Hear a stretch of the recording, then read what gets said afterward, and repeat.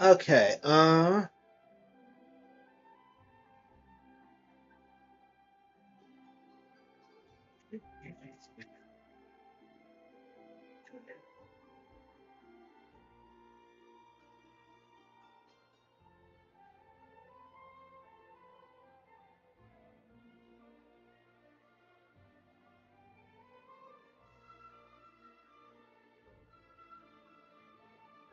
All right.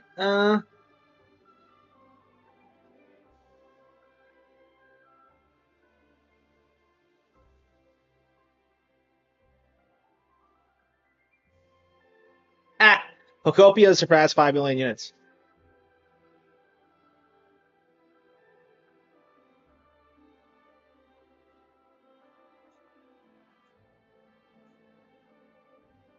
Are we still on? Wait, hang on. Did I actually set this up correctly?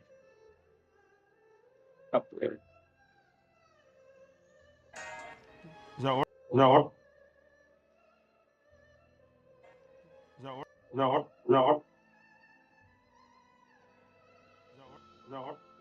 no. And we got it.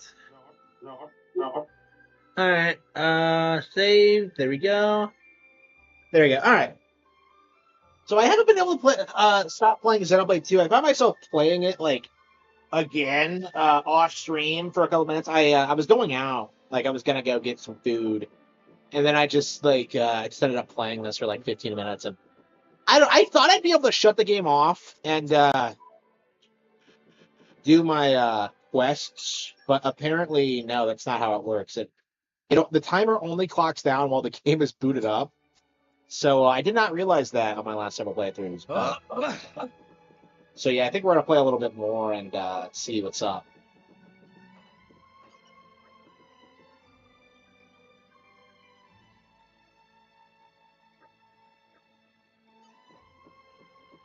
How do I get up? Where's the stairs? I can't believe I don't remember how to get up.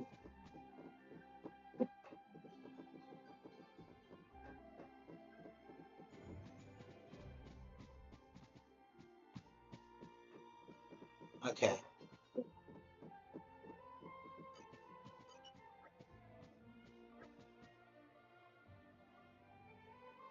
That's her name, Kruja. Okay.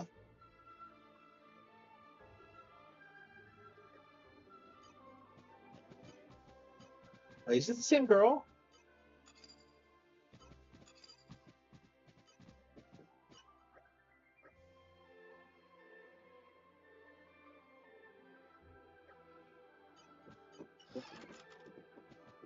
Wait, so they're so they're clerks and dancers? What the fuck? I don't know. I'm kind of confused about how this plays out. All right. And that dancer at the beginning was hot as fuck.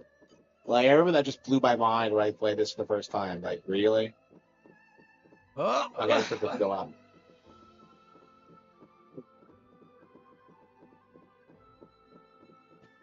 And I feel like that's where most people's love for the game comes from. It's just like, oh yeah, all the chicks are super bangable, you know? And arrived. Oh, Mithra a lot this is where more we as were an going. adult. When I first played this, I thought she was kind of bitchy, but I don't know.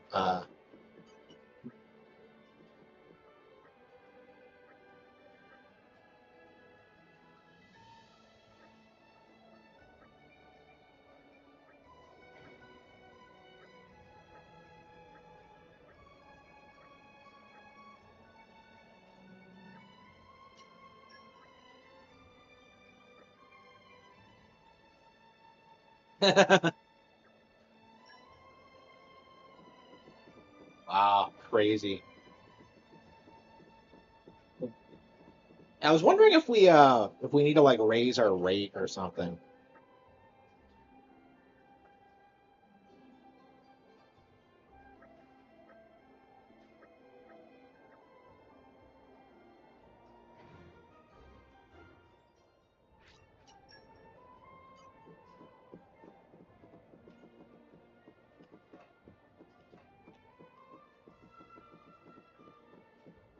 Okay. I was thinking it might be fun to just grind and get like more blades.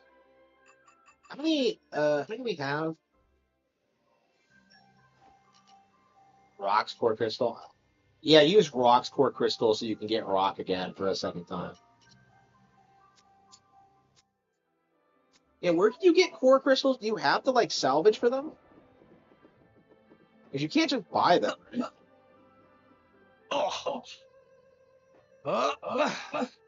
Oh.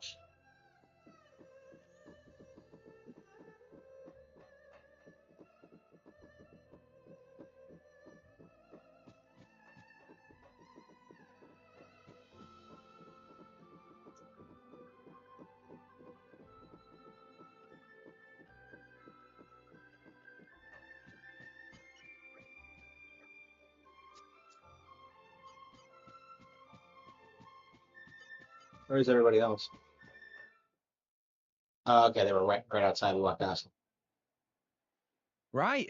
So it looks like we're heading out tomorrow. Everyone, make sure you're ready by then. Understood. Affirmative. Man, that's where the meme comes from. Oh man, The tea here. remember that was a thing? You can find quality goods here from all around, Walrus.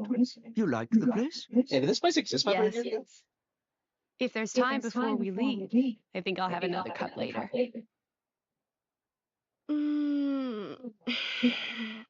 Feels so good to rest in a proper inn after a long voyage. Yeah, you were just in Yeah. Elmira. It's good to be on familiar shores again.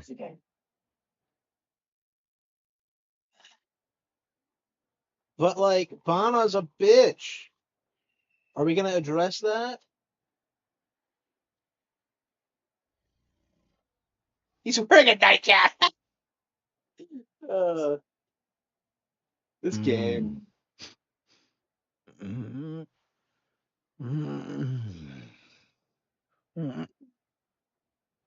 Wait, why am I sleeping with Mithra? Aw.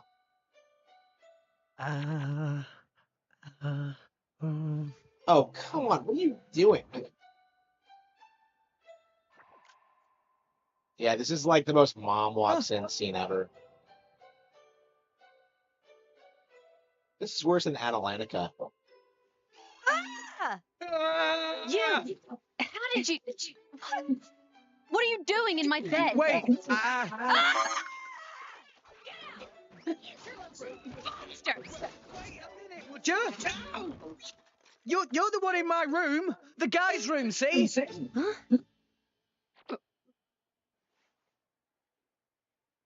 I can't believe it.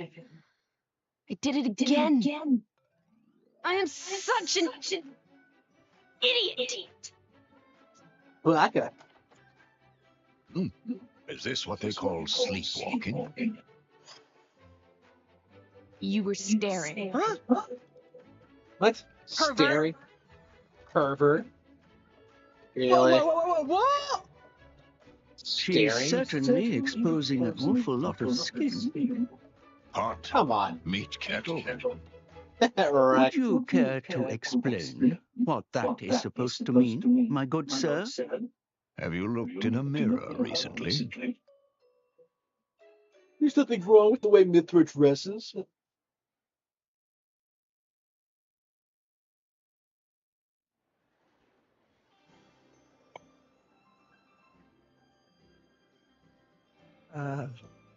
Hi, Pyra. Oh, good morning. Listen, about earlier. I'm sorry about Mithra. She gets very confused when she's just woken up. See. It didn't get violent, did it? No, I didn't do anything weird. What, can't Not you a thing. see? No. It was more Mithra I was worrying about. She sounds like she's stoned out of her mind. I guess she did throw a thing or two. How does she not know? Oh no. So that was where that came from. I'm sorry. What? Did it hurt a lot?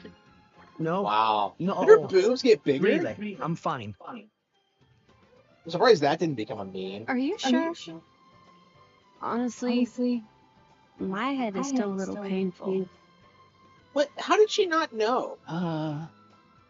To be young again. Yeah, banging two Indeed, girls at the same time. We need a little romance in our lives too, eh? Actually, I'm quite all right. What?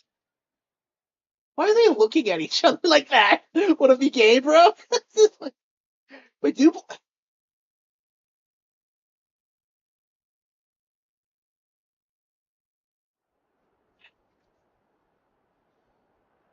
why are Gramps and like Dromark like the comic relief doing it? Oh, hello, waifu.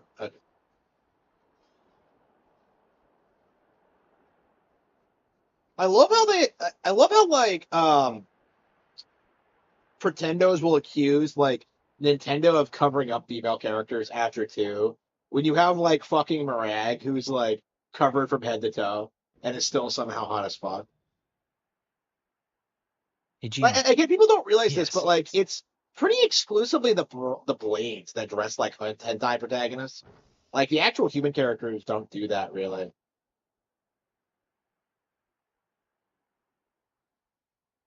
I have returned from my assignment, I love Your how all the Majesty. generic characters have like Welcome generic back, Morag. blades. You too, Bridget. I'm Yeah, honored. so Bridget, so Mirag is It is Bridget. good to see you again, Bridget. You look well too, Aegean. Can you get Aegeon? So this So they just Aegis use generic blades truly as like was the genuine placeholders article. usually. Indeed. Like I'm surprised they don't have more unique And the boy? blades. From his garments, he appeared to be a young salvager. I would be most interested in meeting him. That can be arranged.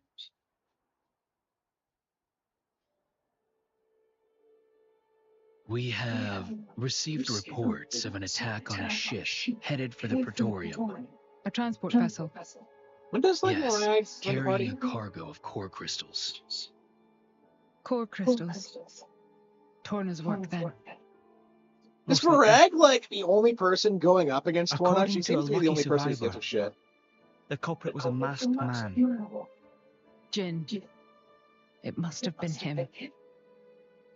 This is the third time. So if Rex didn't become it, Mirag From would what have I become the hear, protagonist. Orion vessels have also suffered significant damage. And it sucks that Mirag has My nothing to do with sincere police. She's apologies. like, This is she's all always my been my fault, favorite Your character. Majesty.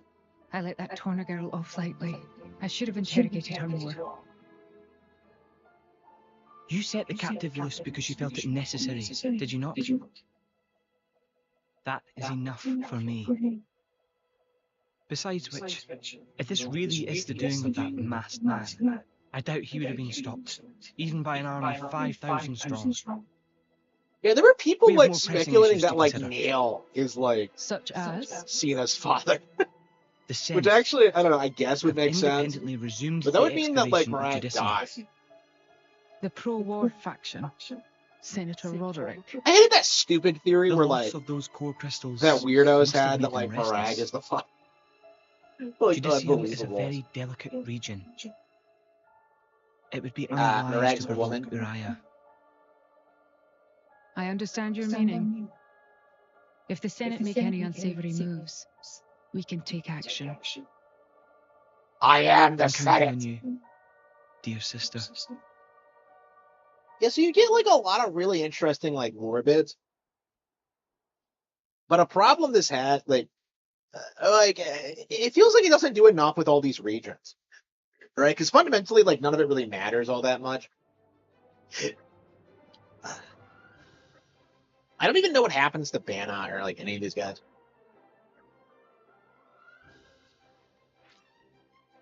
Okay. I'd like to get more blades, but like I don't know. I guess we could just use like the core crystals we have, but like we'll probably just get a bunch of Generos and I can't stand getting generic blades. They piss me off so much. I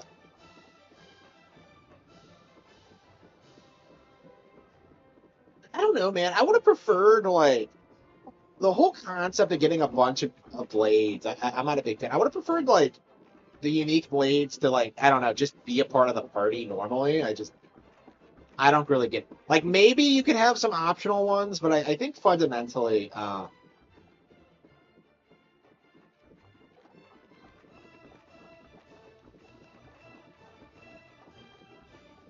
yeah, so I don't even have Cosmos yet, because I think I had her on Morag. So, like, I think when you have a blade attached to a specific character on New Game Plus, you don't get that blade back until you get the character. So, like, it's just, I don't know, it's just an issue with the way the game is paced, I think.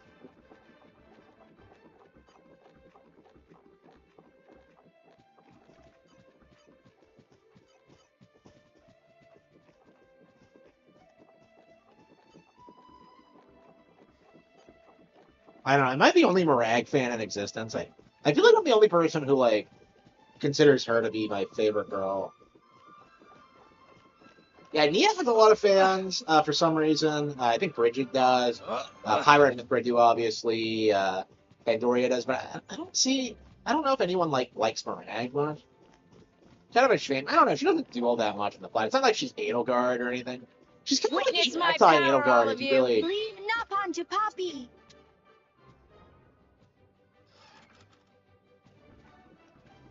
Vana's bedroom. Oh, you Treasure acquired.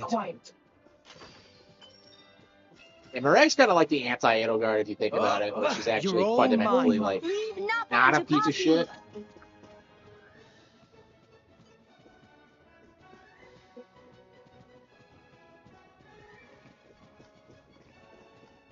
I love how you can just break the lock.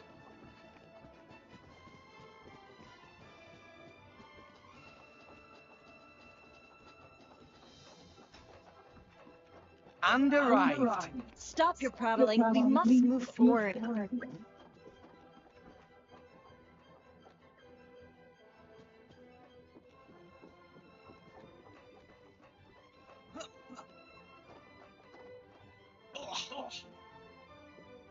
I went too high up.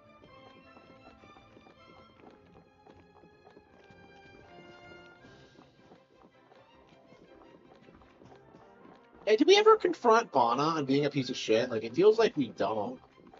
Like, it's weird that we can just come back to Argenta with no issues when he's the one who's, like, setting people after us. You know what I mean? It's just weird how this all plays out. Hello? Who's this?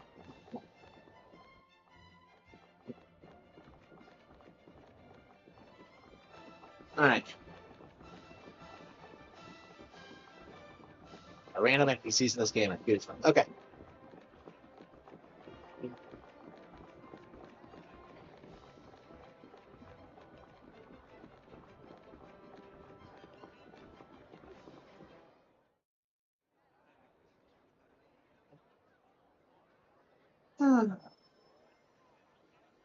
This light. What is it? Rock's core crystal. Was like a stone. What happened? Don't you remember, Rex? Vanham told you. Core crystals don't die. They always regenerate after a while. Regenerate? Ready to be reawakened by a new driver. So, if I resonated with it now, Then a new rock would be born into this world. a new rock. Vandam's blade. What do? I'm not sure. Taking Vandam's old partner. It just doesn't feel right. Yeah, but maybe he would have wanted you to do it. Just do whatever. Right.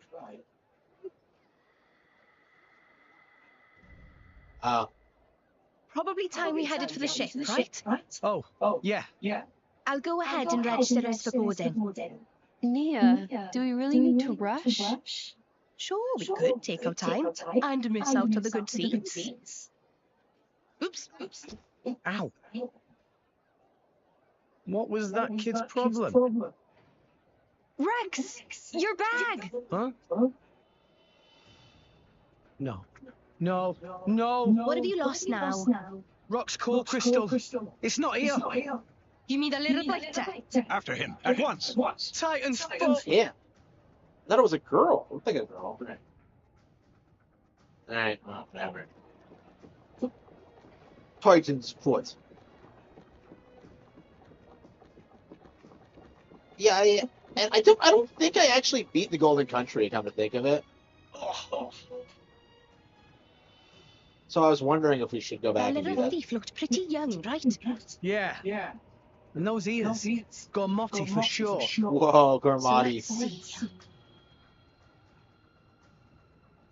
There, that's the brat. Whoa! I don't remember any of these characters. What do you think you're doing? Why, that little... He stole the old shit. What now? Let's go. Are there any other? Yeah, I have noticed that. I probably should call them out on it, but Hey, Rex. What's the big hurry? Lend me a boat. What? Sure, but why? There was a pickpocket. Took our core crystal. Over there. Over there? Hold it! Bring that ship back here! Why, that's Pittman's ship. Your thief's on board that thing. Please. All right then. The key's in the slot, so you can take a right out. Thanks. I'll bring it back as soon as I can. No worries. Go get him, Rex. this random helpful dude who doesn't even have a name. There's some like random characters in this game that just kind of appear and then disappear. It's just like I don't know. Like, I don't think you see a lot of these people again after a certain point. It's just like, wait, are we back in Vermont?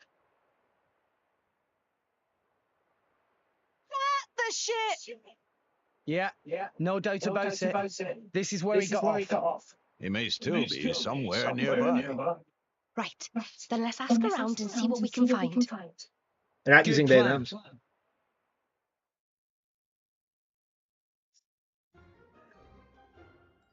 I swear, I don't remember any of this. Like, as I recall, I just kind of like went through most of the game, like blindly. Like I wasn't paying attention to it. I was just going through the motions. Hana Hana.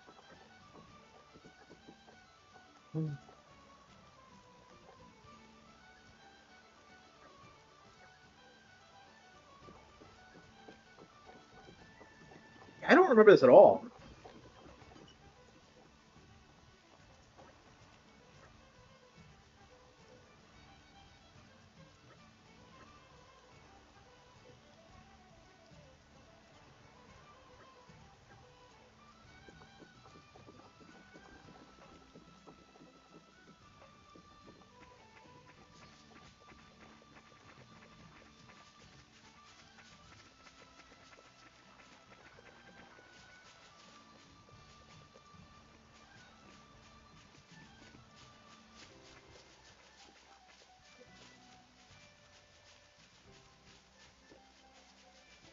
Huh?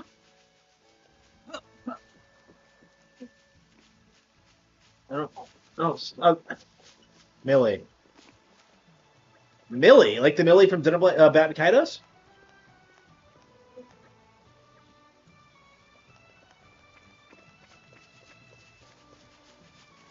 Dax.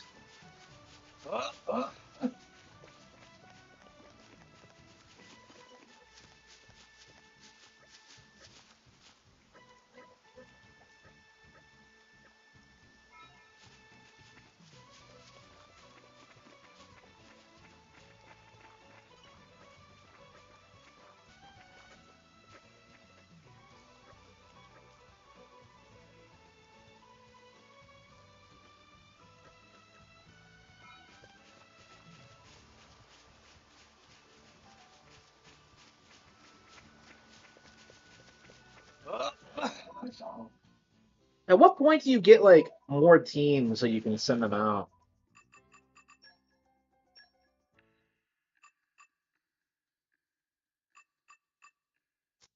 And we got more missions to Argentum.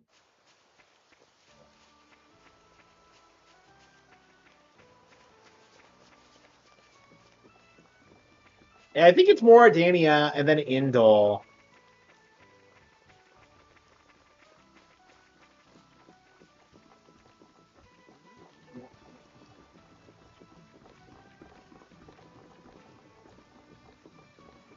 Basically what happens.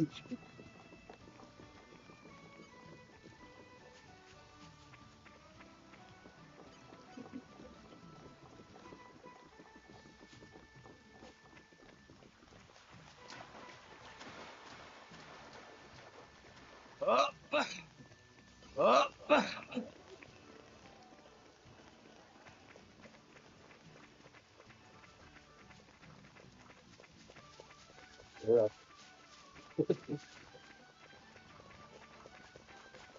Just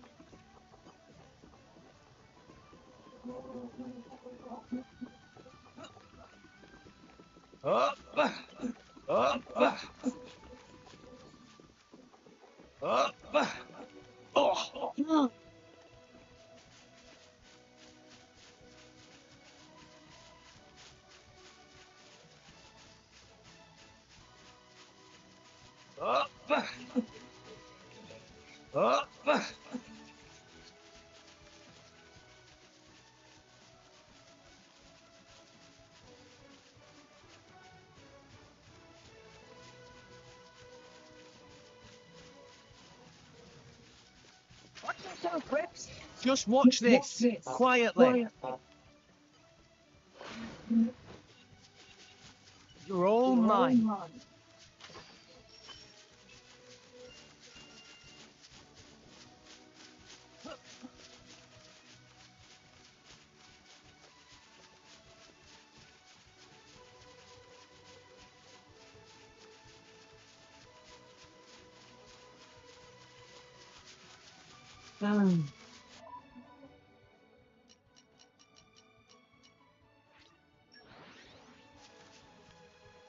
yeah, thankfully, I think we've already been everywhere already, so I think we can just warp around and not have to worry about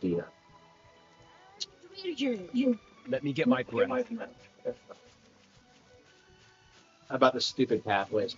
Like you really only have to walk places once, and then you can just warp back whenever. So it's not typically a bad an issue like getting around, but like your first time through some areas can be kind of obnoxious.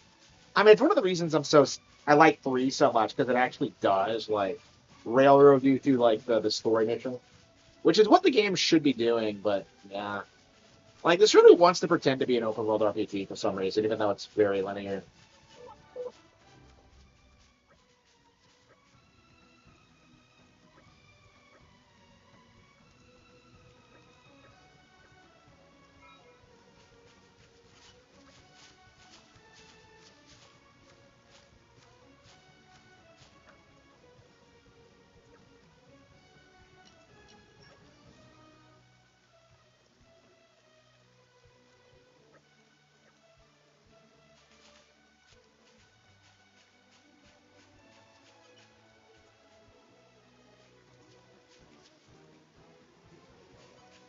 Do you not have a single blade that can do it?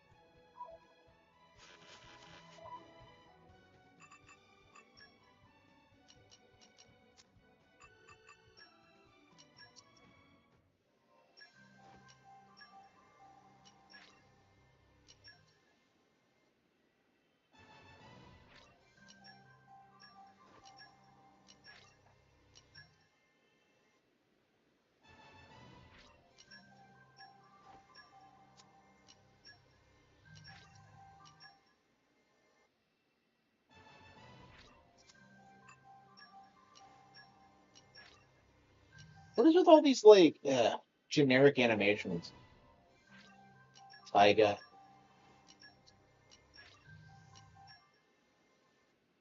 Oh, maybe it's because they're out in the missions. Because we set out like all the. I was kind of confused by. Yeah, I think it's because we set out all the good blades out in that mission. Okay. Perdido. Okay. So we're gonna have to like legit wait before we can do this. How do you get more core crystals in this game? Because I'm kind of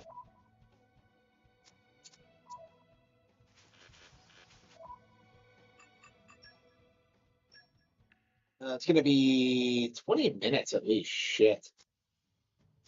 And you can't just like shut the game off. Uh,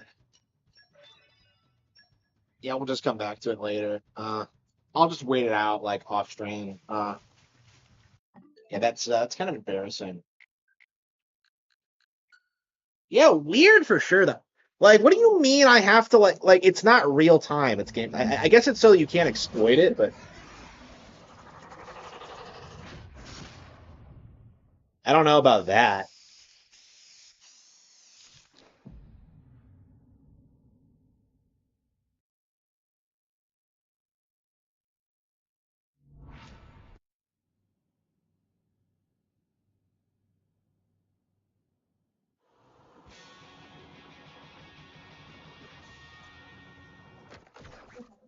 Yeah, I've been really into Pro Skater 3 lately.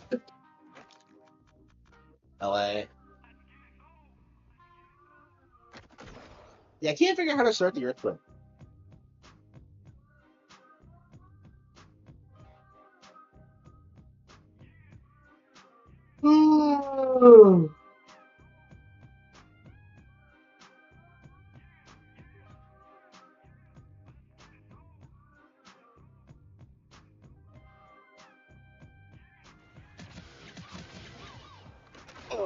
Yeah, we barely played Sunshine last night, and we probably should if we're gonna, do our review of it.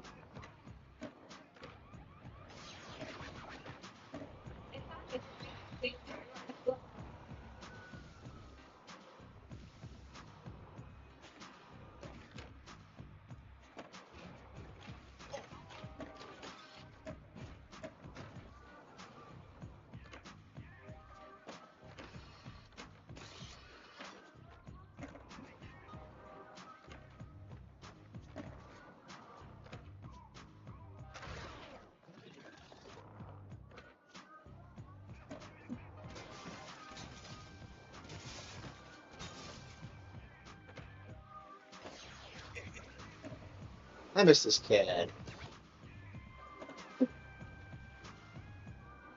Yeah, like again, I hate it when they give you like some specific like instruction, like, oh yeah, start an earthquake, and I'm just like, Come what? on.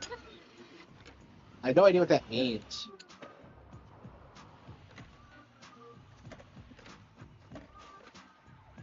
Yeah, I think there's like 4 different lines you have to hit, but like I have no idea what they are or like how they associate with each other. It's weird.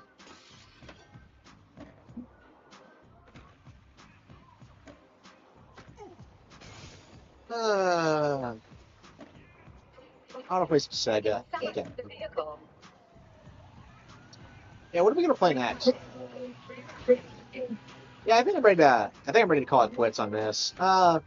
I'm happy with what we've done on it. I'll definitely come back eventually, but it's just one of those cases where like this isn't the kind of game I want to blitz through. Like it took me a long time to get as far as I did. So, yeah, I think I'm ready to take a break. Yeah, one of these days we'll come back to it. Yeah, it's weird how these remakes are like my preferred version of these games now. I don't know. I'm not that nostalgic for the first two Tony Hawks, honestly. Like it just feels like they're just really dated now. Okay. Oh, is this? Yeah, my longest playtime. Look at this. Yeah. Locopia and Super Mario.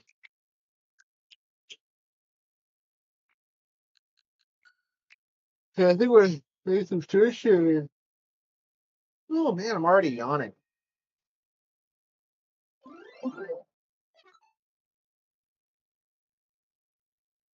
I don't get why it doesn't automatically just connect to the stupid.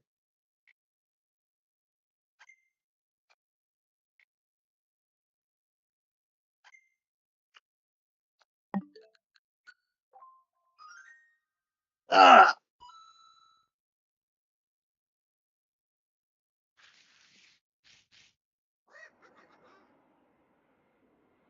I'm gonna see Gad hand.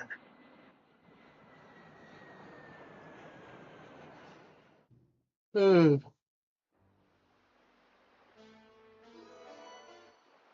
This game is yeah, next year this game will be 25 years old. It's kind of crazy to think about.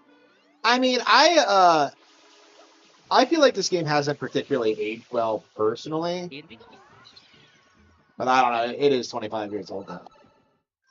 Yeah, it's weird to think that this came out the same year as Star Fox Adventures. It's like I yeah, that 2002 to 2003 period was weird because it was kind of like I think it was the peak of Nintendo struggling against PlayStation, and I don't think that they started like having an initiative to turn that around until like 2004 or so.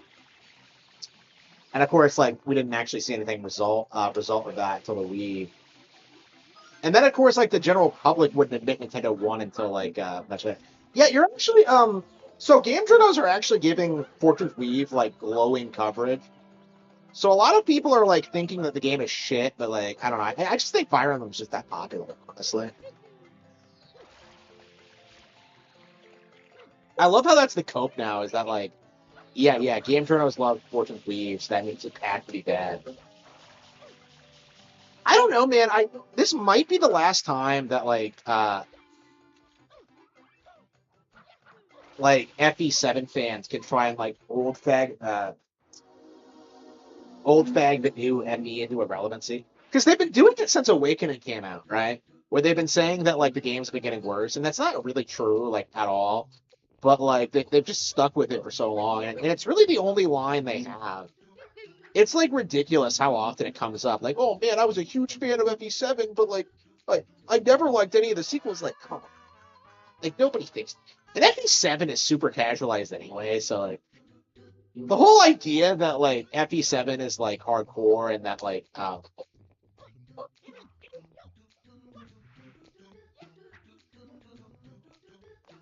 that everything else is bitch made is just ridiculous. I especially love when they try to blaze like Radiant Dawn of all things, which is like really common now. I think because like so like Path of Radiance is universally considered the best one. So like I think for a lot of plebs they've kind of like they've started kind of associating Radiant Dawn with Path of Radiance, even though like actual fans always had like a lot of issues with Radiant Dawn. So like I find that really interesting how we're kind of at that point now where people will like glaze Radiant Dawn. Like I was seeing people like try to argue that like specific acts of Radiant Dawn are like peak Fire Emblem, and it's all just retarded. Like no act of like Radiant Dawn is really all that good because it kind of has like it has the problem of simultaneously doing too much and like too little with the characters. Like it's really frustrating how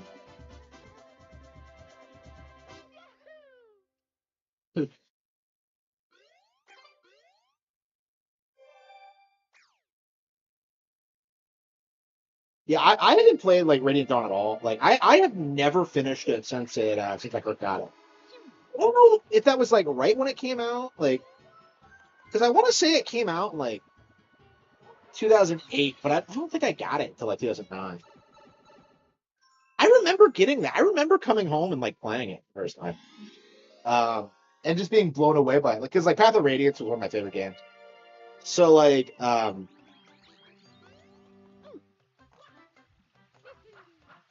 Radiant Dawn was like one of those games. Yeah, I got it for Christmas Eve.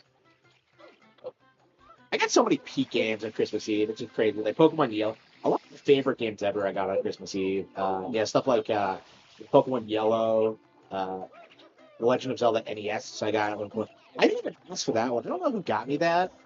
But like that was just a peak pick.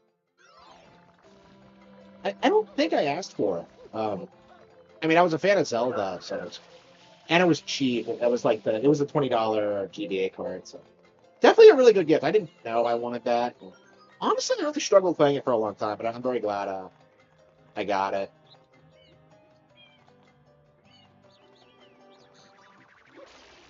I am not a fan of like the red coins in this game, the blue coins in this game. They're just so shit.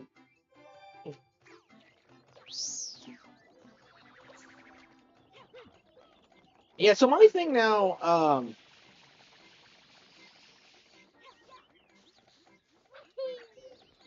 yeah, I don't like Sunshine that much. Like the last couple of times I've gone through this, it's just like it just feels just kind of basic and not that fun. Like it's not like top of the line anymore. Like I think as a kid, it's like it's perfectly enjoyable because of like because of like how vibrant it was and just how much more sophisticated it was compared to Mario 64. Because it does look and play like way better than like 64 on like a superficial level. But like the problem is that it just doesn't come together as well. Because like 64 is like has a lot of technical problems, but it's really good. This is like kind of flawless in a sense, but like it doesn't really stick with you the same way.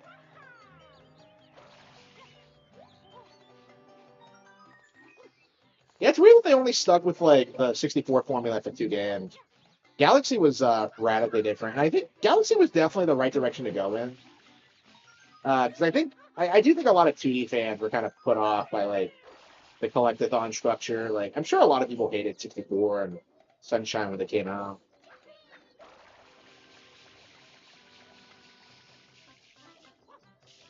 Yeah, you don't see a lot of bitching towards 64 these days, but like I'm sure it existed. Maybe we could like find some like I don't know some article in some magazine that railed on it, but I don't know. I mean, I think it was just universally beloved. I feel like the industry went after like the lesser known N64 classics like Majora's Mask and like uh, DK64 and stuff like that.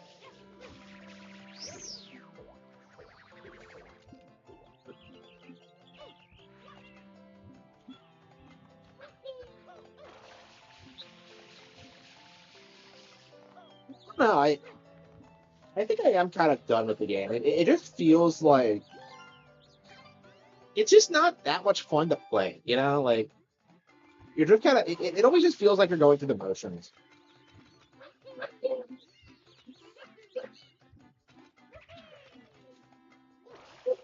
I don't know. Way about like Star Fox Adventures when I last played it. I feel that way about a lot of GameCube games actually. Is that like they just don't feel as if they've like see aged particularly well. They feel so dated compared to what we get today. Star Fox Online. Yeah, I'm curious if they're going to update it. That's definitely something that I think is in the cards.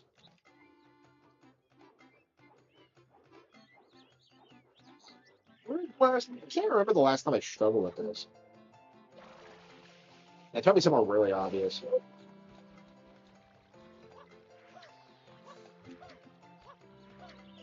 I'm probably overthinking it.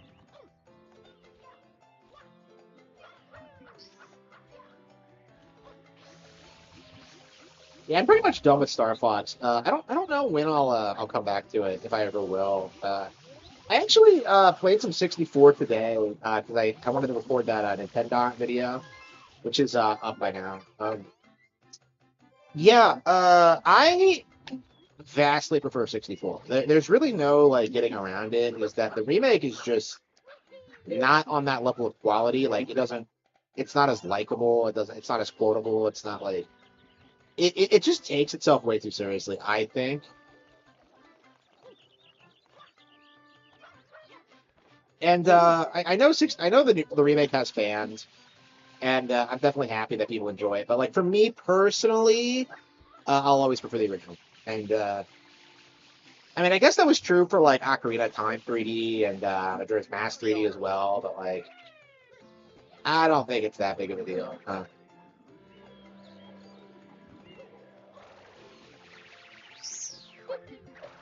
These wind spirits. What the hell are they?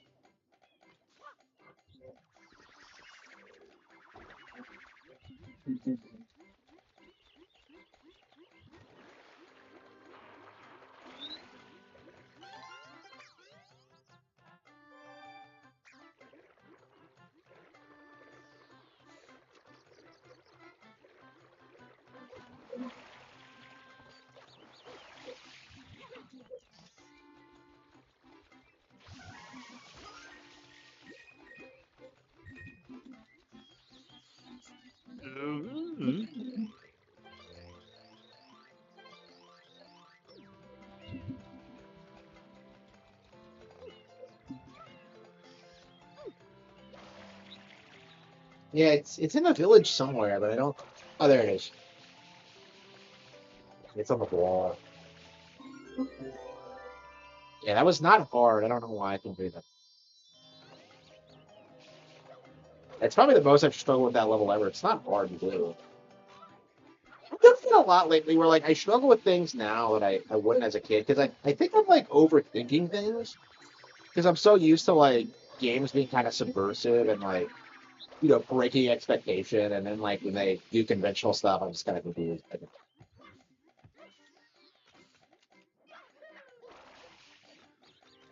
Yeah, Sunshine I think is just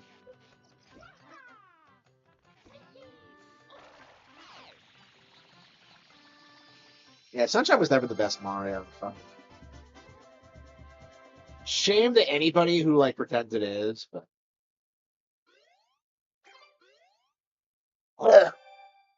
yeah, DK64 is better than this. Like that's the weird thing I've noticed from like 64.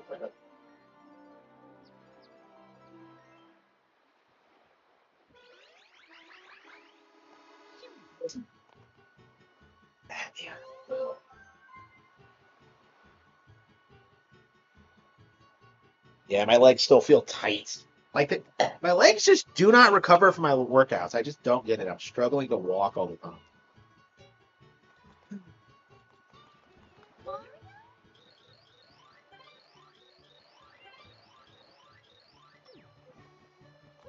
My thing with the whole darkness gimmick is that like you deal with the problem so quickly, it might as well not even be a thing.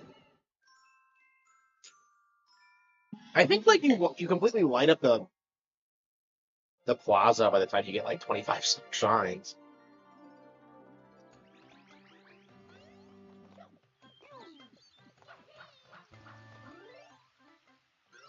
PD Piranha Strikes Back. I get one of the things I like about this game is like it really takes the concept of returning to areas and just making them wildly different, like and like really makes it work. Because this is something that Odyssey was really missing. Is that like you clear like a stage in Odyssey and it just kind of stays saved when like in actuality like no there should be like changes and like there should be this feeling of like evolution throughout the game and like you don't really get that here you do and I do think this is like one of the things I want to see in like the next 3D Mario is that like we need to bring the goal system back because I know Odyssey was billed as like a return to like the collective modern formula. It's not really the exact same as 64 and Sunshine because like 64 and like it's more like Banjo Kazooie than anything. 64 and Sunshine had like a goal system where the levels would sometimes change depending on what you're doing, especially in Sunshine. So like I feel like the next one should like be expanding that concept. And I love how crazy this is. I love how he's just snoozing out there. We have to just beat the shit out of him.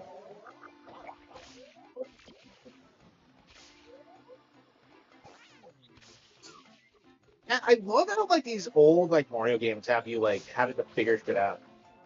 Like, it's not something you'll figure out right away. Kuizumi class. Yeah, I wonder. I don't know. He's quite a bit younger than Miyamoto, so I don't know. If Miyamoto hasn't retired yet, I'm not too worried about that.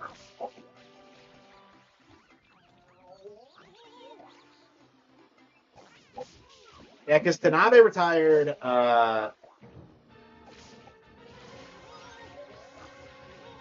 And Imamura retired, but like, what has Imamura done lately? Like, Imamura seems to be like, I don't know, like his entire thing is like obsessing over Star Fox now, and I don't know, maybe he was always like that, but I just like, it's interesting to me how like the peak of his like contributions to Nintendo seem to be like '90s stuff. Like, I don't know if he was like just shunted to the side or what. Because like we complain about like IPs getting shafted, but like I think in a lot of ways we have to look at the creators because like Imamura was responsible for like Assault and like Command and all like the really shitty things that happened to Star Fox after Adventure. We complain about Adventures a lot, but like Adventures sold really well, and like after Adventures, like you kept getting Star Fox games, they just weren't very good. Like I guess he just had seniority over everyone else or something. And then like they just got increasingly like Star Wolf focused. Like it's so weird to me looking back on it because I noticed this playing Star Fox 64 again. Star Wolf don't do a whole lot in 64. Like they're only present on like 3 missions. They don't have a ton of dialogue, and they're like cool, but like it's really weird how like with Assault and Command especially they're like almost like main characters. Like it just doesn't make a whole lot of sense, especially like Panther, who like everyone hates. Uh, like does anybody like Panther? I just he's just never gonna be like. It's crazy how he's been in like more games than like Andrew has, and yet like he'll never really be like a real member of Star Wars. He'll never be a real ace. And like his thing now is that like he cuts Fox and just like, that's like all he's known for.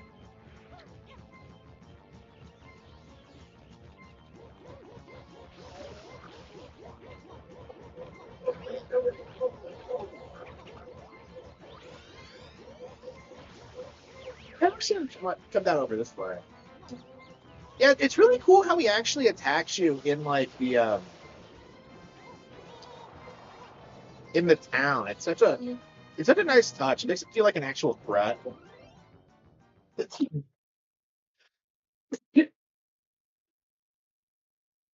Yeah, I miss the days when like PD Piranha was like the bad guy. That's like such a 2000s Mario thing.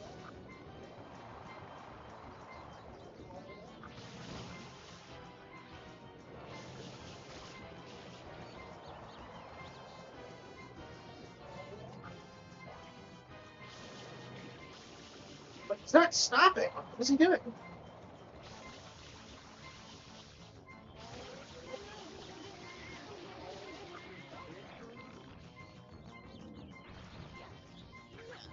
So is everything on the island just a drawing from Bowser Jr.?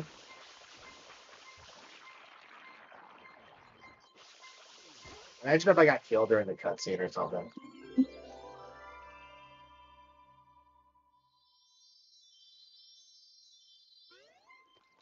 Yes, yes.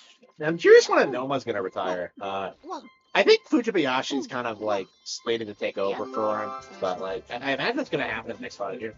Fujibayashi's not too young either. He's like 50.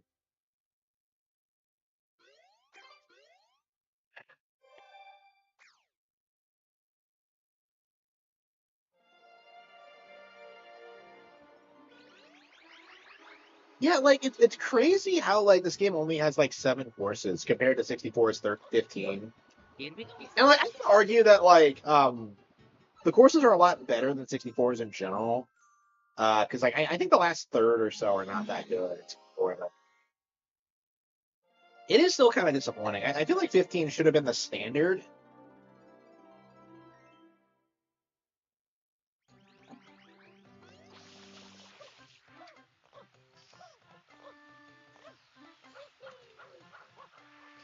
Yeah, I love like Shine 7 is always a Shadow Mario chase.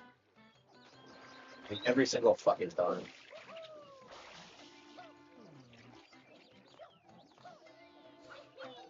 Yeah, weird that Junior comes in on like the Galaxy movie when like he was introduced in Sunshine.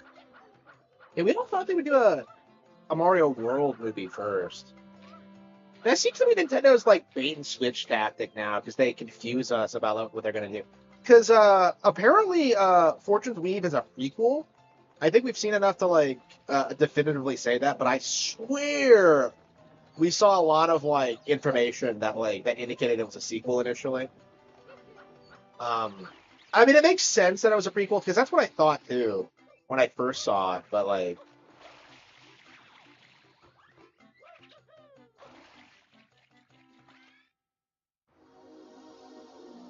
but yeah, it does seem to be a prequel going by what I've seen.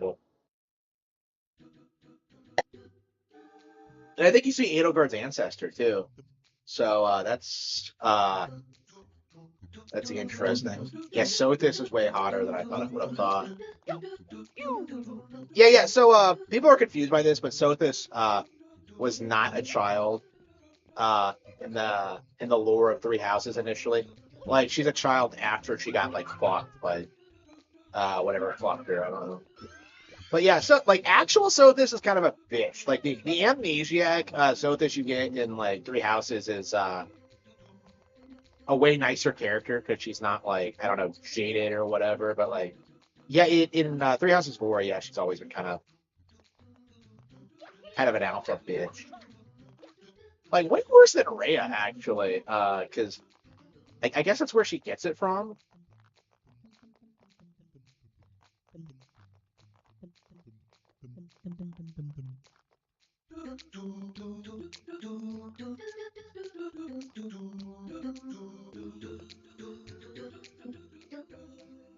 Yeah, well, I wonder if it's gonna let you marry Sothis in Fortnite Weave because you can do it in Three Houses for some reason. Yeah, she just kind of comes out of nowhere to like marry you after like sacrificing herself. It's weird. Yeah, I'm very curious what they're gonna do with Fortnite Weave. It's very unfortunate at like some of the creative choices they've made. I'm not a big fan of like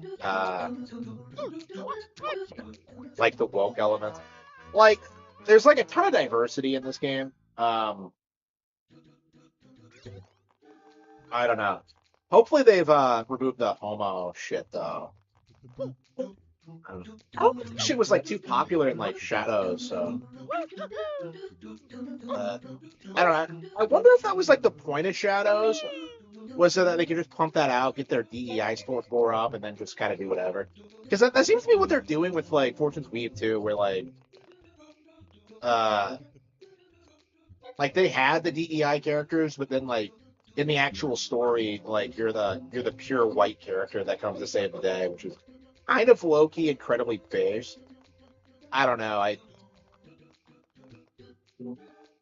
don't know. We'll have to see what the how this all plays out though. Like people are saying that like Kai's mom is a goddess and she got kicked out of like the pantheon for fucking a black dude or something.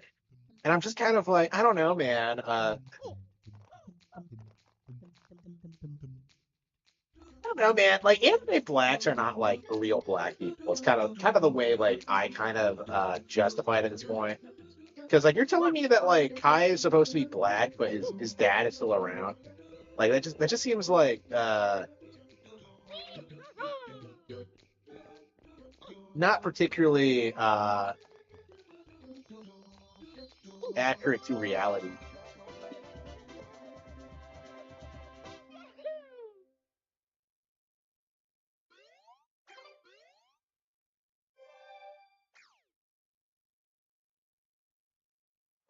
Yeah, not a big fan of like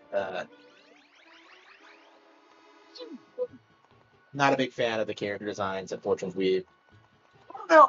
I I imagine what's going to happen is that like people are going to reevaluate Engage and realize that Engage was actually better because that's the weird thing about Engage is that like generally speaking, Engage has like amazing character art. Like there's like some that are like not very good, like Tamara sucks, but like her entire family sucks, but like for the most part, like the designs are great.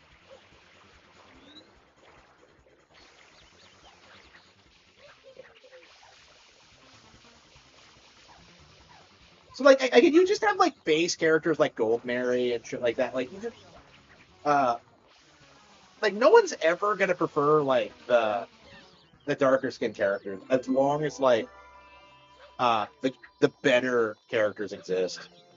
So I could see that happening where like the fan favorite characters are just the side characters in this. I mean, you can already see that like Dietrich is by far the most popular out of the four, just because he doesn't look like complete shit and he doesn't have like an entourage of like losers.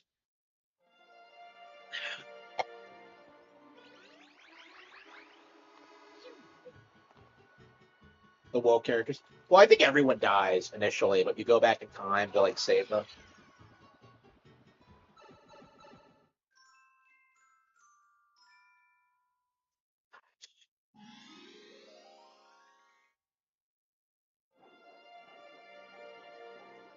I wonder how many hours I put into this over the years. I've been playing the game for over 20 years. Um,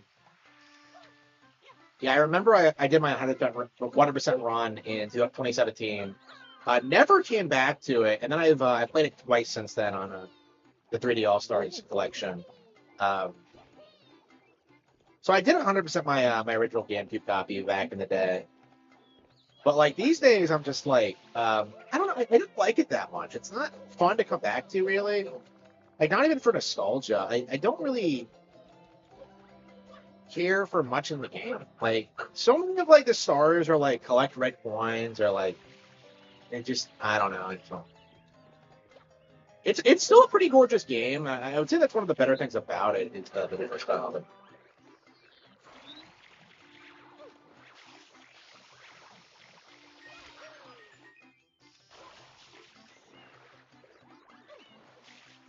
Yeah, but I hope Fortune's Weave kind of like cements the fact that like nobody wants to see like diverse characters of Fire Emblem. Because like they've been going in this direction for a while since Engage, I would say, but it's not gonna work and they've cut it out.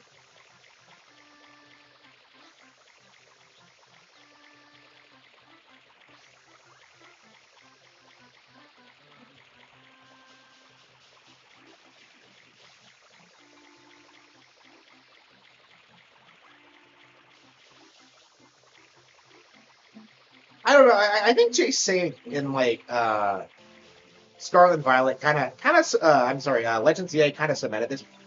She would have been a fan favorite character if she wasn't black. Like because they made her black, they just completely ruined her design. Just for like diversity, and they just kind of killed it. Like nobody can get over it. Like it doesn't make sense for her to look and act the way she does. Like it's just a horrible design, objectively speaking. And it's going to keep happening until they just stop doing it. Okay.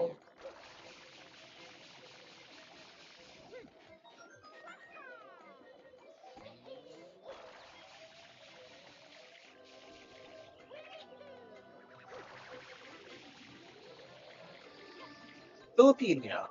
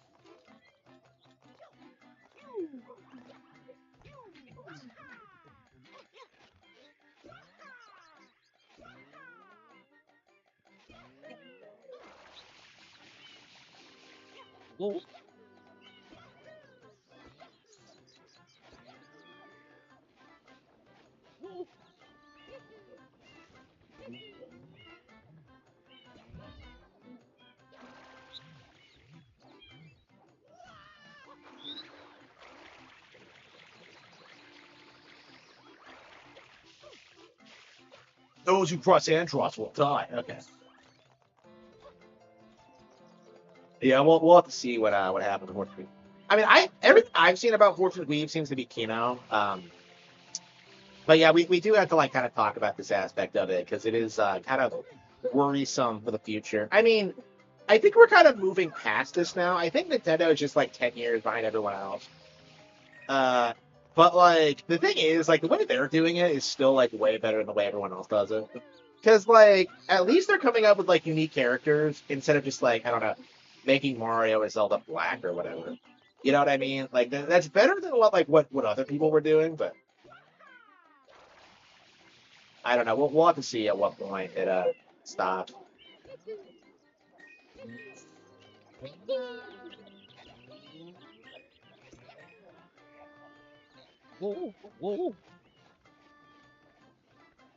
Yeah, it's like the red coins of the lake, and you're mostly walking on tight ropes over the lake. It's just retarded. I've always loved the tightrope physics in this. I wish they did more with this, but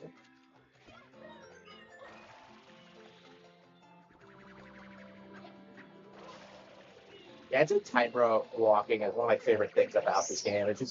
It's crazy how like fluid and responsive it all is.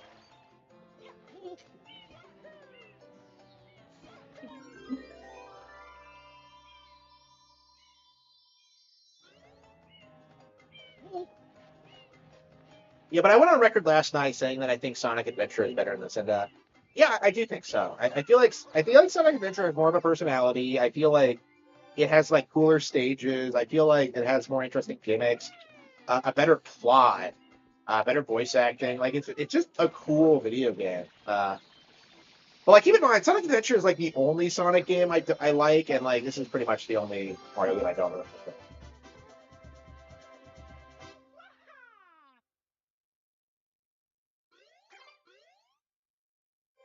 Yeah, so traditionally I complained about like 100% completion, but like playing it again, yeah. So the light does come back pretty quickly. Yeah, I think within like 25, it covers the entire plaza. Like I think like the water takes a little bit more time to do, but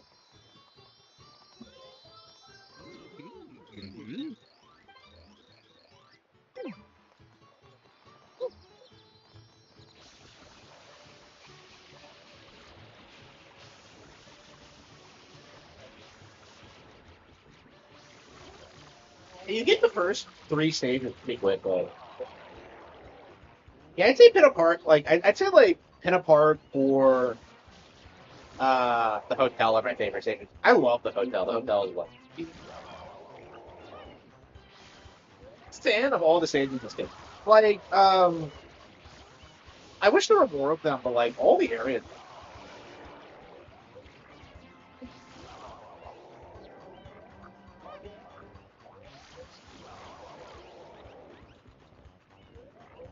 Yeah, Flood did not make an appearance. Yeah, crazy how like the paintbrush is in the Galaxy movie, but Flood not so much.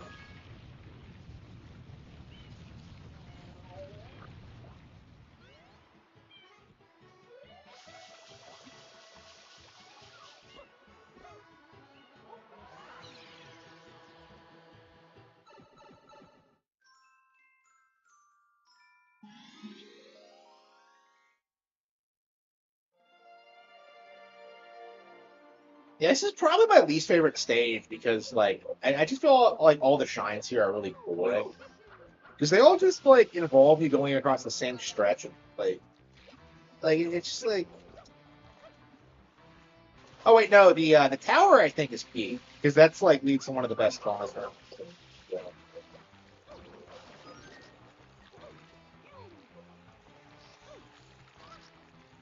I love how you get to see Rico Harbor from like the plaza. It feels like an actual location. But yeah, if you know what you're doing, you just go straight to the boss and you kick its ass. It's like,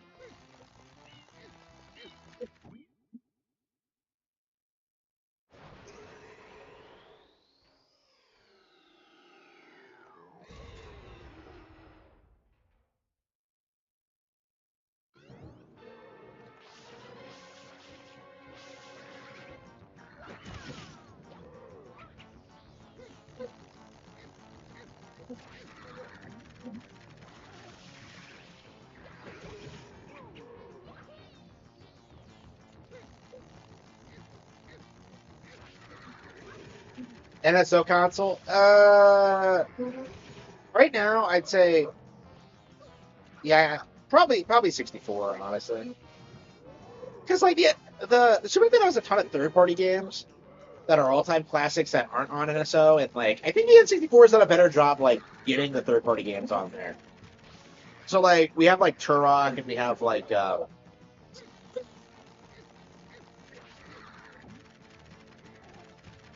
we got a lot of stuff like that. Fire Emblem. Yeah, we need to finish Fire Emblem. Yeah, we still have not finished Path of Radiance. I completely forgot it. I completely spaced it. Yeah, I'm in a bad habit of like starting playthroughs of like Path of Radiance and then not actually finishing them. Like I've been doing it like for years.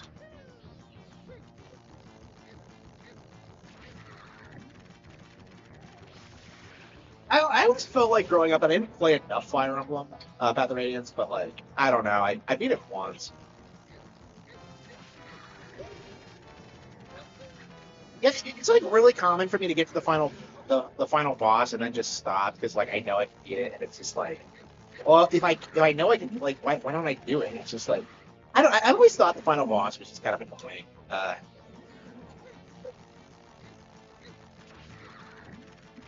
Yeah, I've always hated this boss because like, what do you mean it can't defend itself after you rip off all the tentacles? It's just weird to me. Wait a minute. Is this the origin of the Inklings?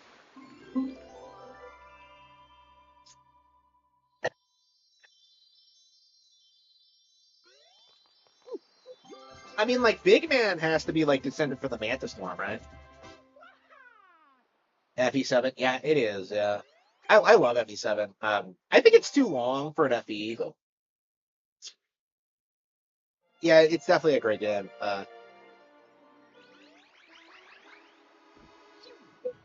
Shoot, can you lose your hat in this game, like in 64?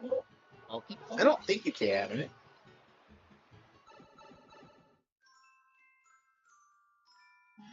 Blooper Surfing Safari. Yeah, I remember doing this on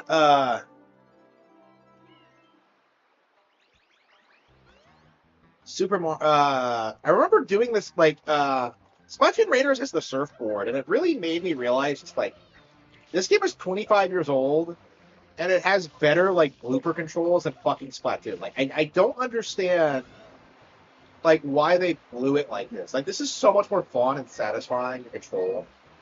Like I don't get it. Like Splatoon really struggles with everything that isn't like related to it being a shooter. Honestly, it's like really frustrating. I think.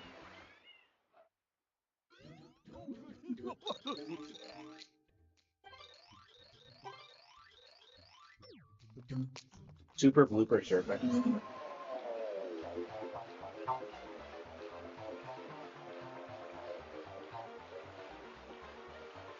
Is there a second one here if you like go fast enough? Press the button. And I hate dying in this game. It just feels brutal. Oh, that's right. Traditionally, this was seen as like the hardest Mario game, right? Well, I mean, other than the Lost Levels. I wonder if it's still true. I guess it must be. I don't know. Like the game's hard if you go for 100% completion. I think anybody can get through. I remember I beat it in like a week, and I was like really disappointed.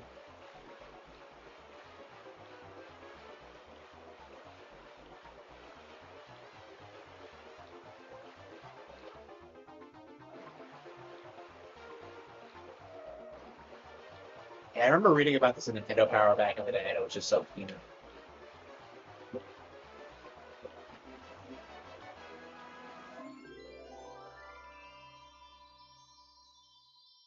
Is there a second shrine here if you go past off?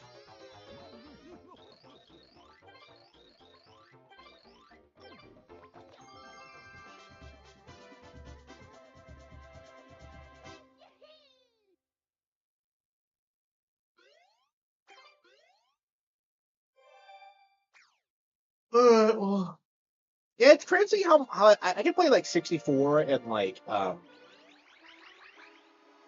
Galaxy endlessly, but this one like I have not been playing much. I went back to it and played through it again like somewhat recently in the last couple of years. And I just I didn't really care for it even then. Like I said, I've done like 2 playthroughs since like the 27 the 100% run, and like it's just like after doing that, it just feels like I don't know, the game loses all of its luster, and it's like why even play it? No.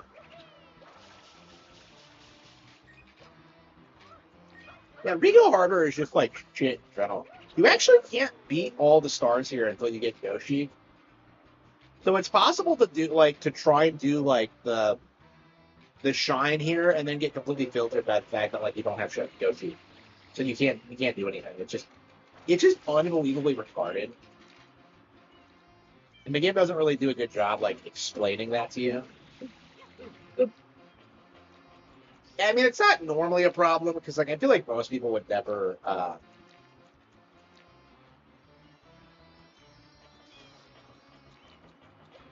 go through like each level like you know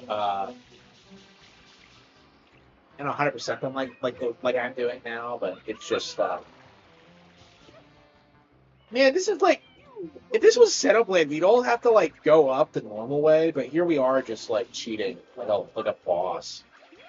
Like this would never occur to Rex. Like he's too busy trying to figure out how to fork Pyro.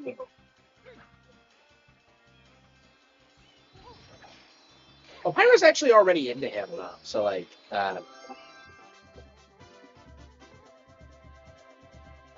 yeah, Pyro makes it pretty clear she's into him from the get-go.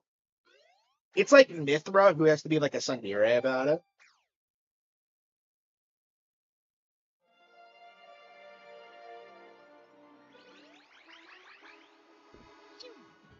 Yeah, I went through like the blushy, crushy segment off screen. Was it always voice acted? Because like I think they added voice acting to all the Heart to Heart scenes, if I remember correctly. Which is kind of interesting that they did that. So you get to hear like Sky Bennett say "blushy crushy" and like.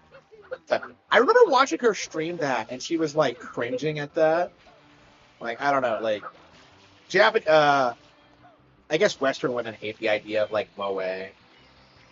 Yeah, how dare they be appealing to men? It's just like. Itagaki was talking about this back in the day about how like Western women just have this like contempt for like doing anything to make a man happy.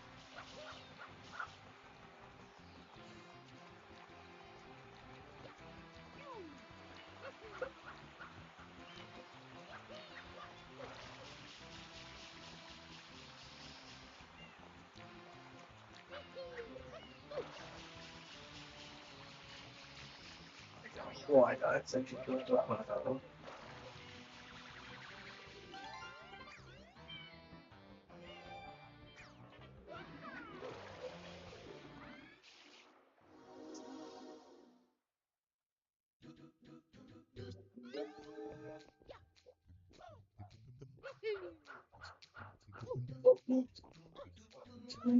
Yes, this is actually one of my favorite platforming sections of all time. I like the physics here is just sick.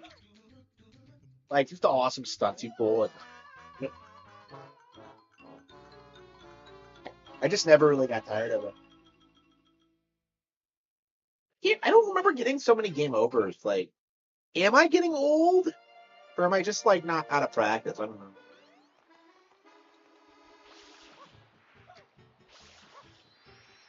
Yeah, so I think the only GameCube game they have to announce release that like they announced at the last Nintendo Direct.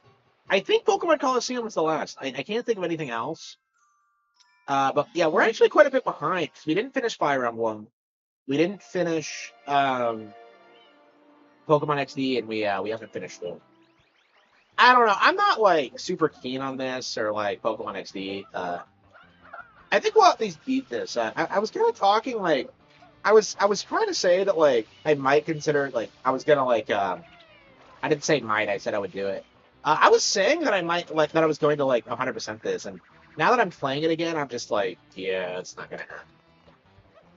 Like this shit just isn't that fun. Is like just my mindset on it. How are you supposed to get up here? Because like this is how I've always done it, but like I've always had the sneaking suspicion I'm doing it like a spur. Well, I guess there's a sign here. Oh yeah, that's up. Yeah, this was like the mind blowing thing about this game when I played it is just how much easier like wall jumps were now. Because I remember when I told this story a million times. Like I remember like having to go through like a training arc where I had to learn how to do wall jumps and Mario 64, and like I had to study like the signs and I had to get timing down because I didn't know like how to do it exactly. But like pulling it off was like an amazing experience. Because like your toolkit just like like it just improves so much, right? Yeah, wall kicks are like an incredible skill in Mario 64, and like they're essential, and like they're just not like inherently obvious that you can do that.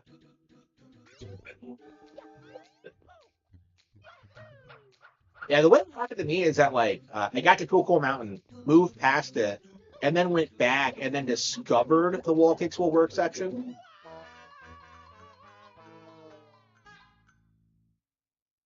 Yeah, I think we're gonna go play Catan tomorrow night. We haven't decided on a time yet.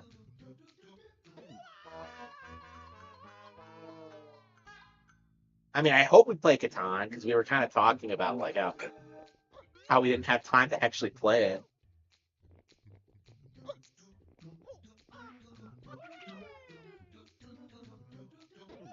Must be getting old. I'm playing like a spurt.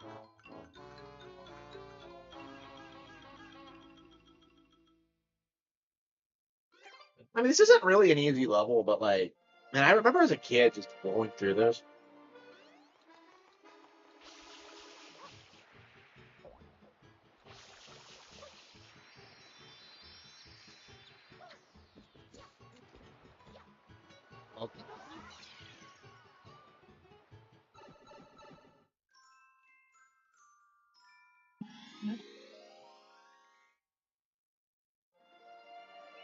Yeah, every time like the screen transitions, I'm like worried it's gonna crash on me, like my GameCube copy used to do. But I'd have to keep remembering, like, no, wait, that's not gonna happen anymore. Okay.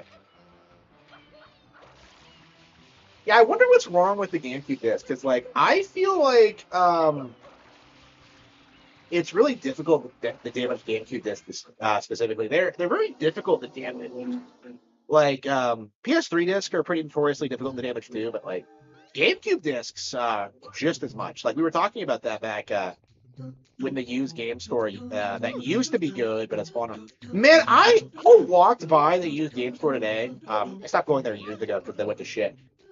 It is crazy how nasty it is there. Like they just have like movies everywhere. They have all these like used Wii games, and it's just like I don't understand how they've gone to shit so much. Like I guess people are just holding on to their good stuff because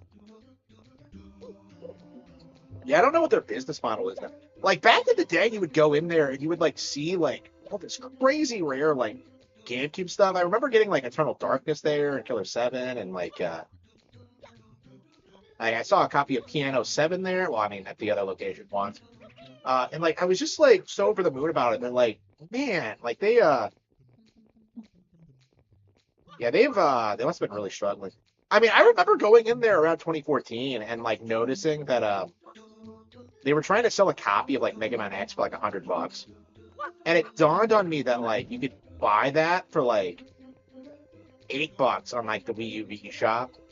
Like it just felt like a scam, and it did. Like I just don't feel like there's really any inherent value in like physical media. I feel very strongly about that actually. Like I have sentimental value towards like old Nintendo stuff, but like I think the actual value is the game themselves. So like I don't think owning a cart is like really that big of a deal in and of itself. Like I feel like a lot of collectors are posers, truth be told. I mean, I can tell you when like I was collecting N64 games back in the day. Like it just felt like I wasn't actually playing a lot of them, and I was just kind of like going through the motions of like playing like my console and like owning the games on my console, and I just don't think that was like that's what I wanted to do as like a gamer, you know? Like it's way more important to me to like actually play the game. So I feel kind of strongly about that.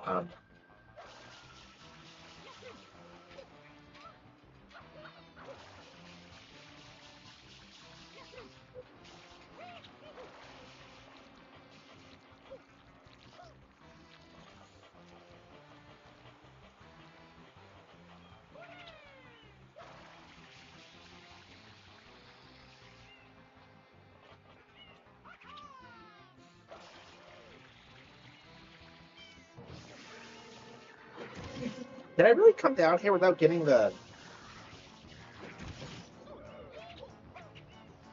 No, you don't unlock the. Yeah.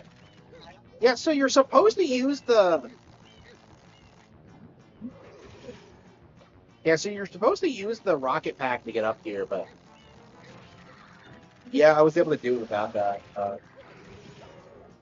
Again, this is why I hate Rico Harbor. Like, what? Why is it structured this way?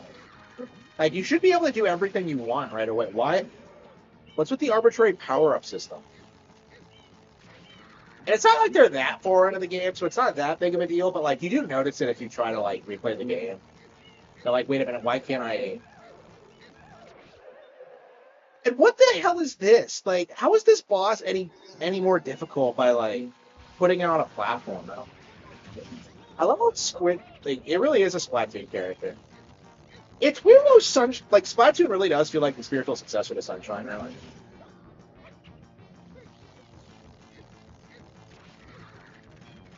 Yeah, I'm surprised Raiders doesn't try to harken more to that. I mean, maybe we'll get more of that with like Big Man in the future. Because the character's one big like Mario Sunshine reference. Man, he doesn't get to use like the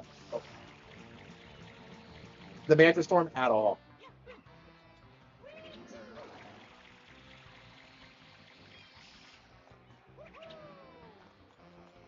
I want to say that's the first time I've ever been knocked out that platform. Like, I don't think I've ever struggled with that. Not the streaming thing actually, because like I'm too busy talking and like bitching about like Big Man or Splatoon or whatever.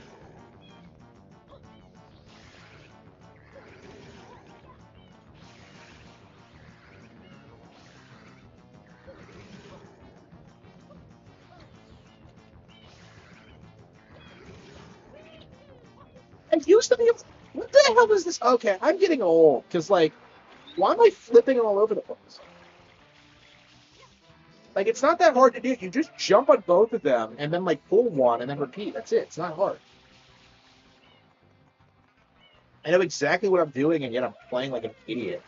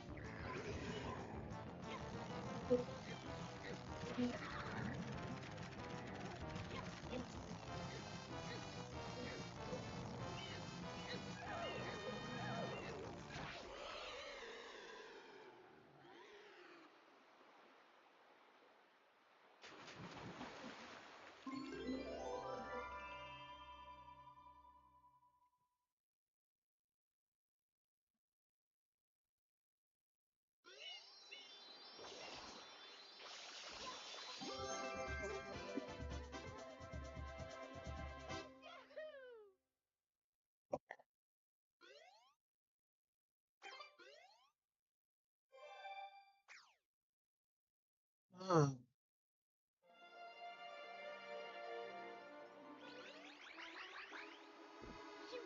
we better move on because there's no reason doing more in Rico Harbor because eventually we'll hit the Yoshi one and yeah, see, like we're like 13 stars in and like the plaza's already lit up. So like yeah, like a couple more and it'll be lit up completely, but it really doesn't take that long. So like you're telling me that like the Piantas couldn't get like a handful of shine sprites? Like it's just ridiculous.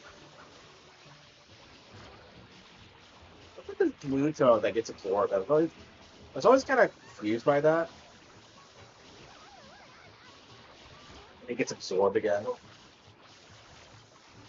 And I don't understand like the obsession with like ink piranhas in this game. Is this the last one? I don't think we see another. Yeah, I think you fight all the bosses like 3 times. Well, not all of them. Oh yeah, this is actually the level I played in the demo back in the day, and I could not figure out how to do it. It's a really good showcase, I think. But yeah, I could not figure out how to do it. That was really common with like GameCube demos, where like you wouldn't know how the mechanics work, so you couldn't like do it. Because like that was my thing with Wind Waker too, where like um yeah, you have I think they gave you like 2 different areas. Yeah, like Dragon Roost. Yeah, I think it was like Forsaken Fortress, Dragon Roost, and like the Armagoma fight. And like I remember during the Armagoma fight,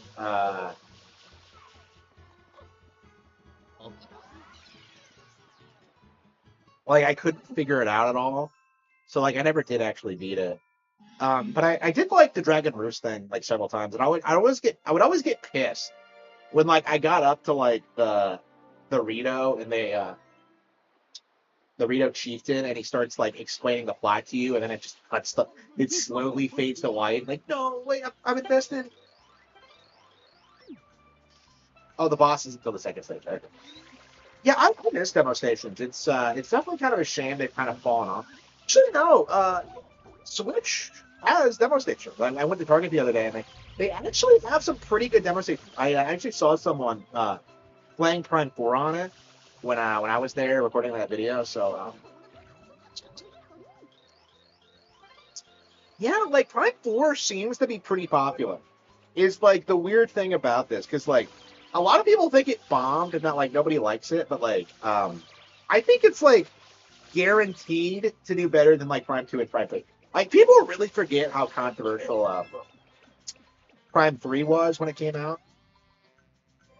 Prime 2 and 3 when it came out. Like 4, I don't think is particularly controversial, and that's like the big irony of all this, like of like the damage control regarding Prime 4 is that uh like this is not unusual for a Metroid Prime game because like we've always gone through this song and dance where like normies don't know what the games actually are like, and then they get upset for like at it like not being Halo basically. Wait, how the hell does that work? Yeah, so I think Metroid Prime 4 is going to stay like fairly relevant, especially when they start talking about Prime 5, which I think is a lock at this point. Like right now, the narrative is that like this is a really good level. All these levels are really good.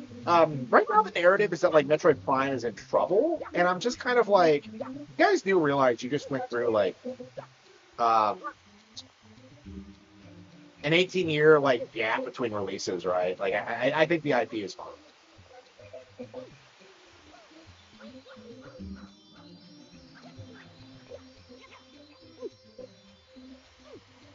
Oh shit! How are you gonna do without a mushroom? Like, I love when they like try and tempt you with one-up mushrooms, and they're just like, why would I do that? Because I'll just play through save again.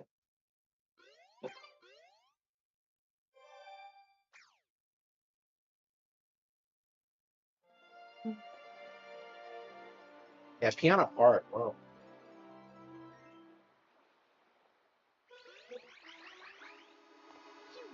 Yeah, so Peach is like kidnapped the instant you do this. Princess Peach is good. So you never do get her back. It takes.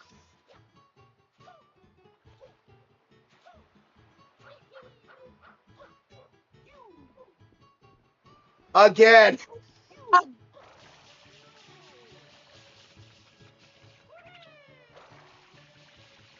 Like, what do you think that was?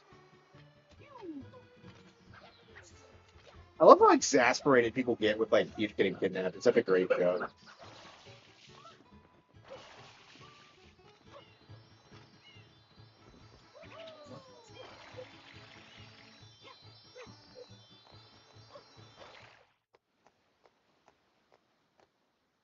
Yeah, I remember her sucking around like for quite a long while, like on my first playthrough. I think as long as you don't go to like Gelato Beach, it,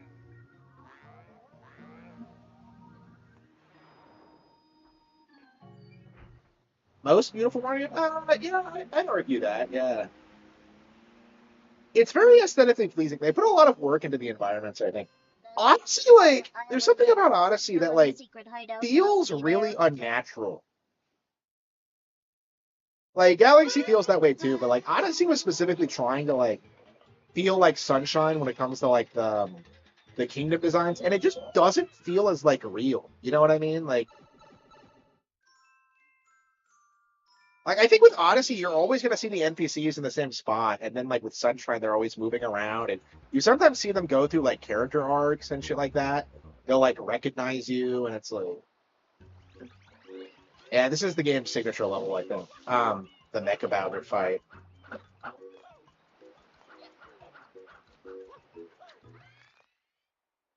Visual aesthetics. Um, yeah, I agree with that. They were like,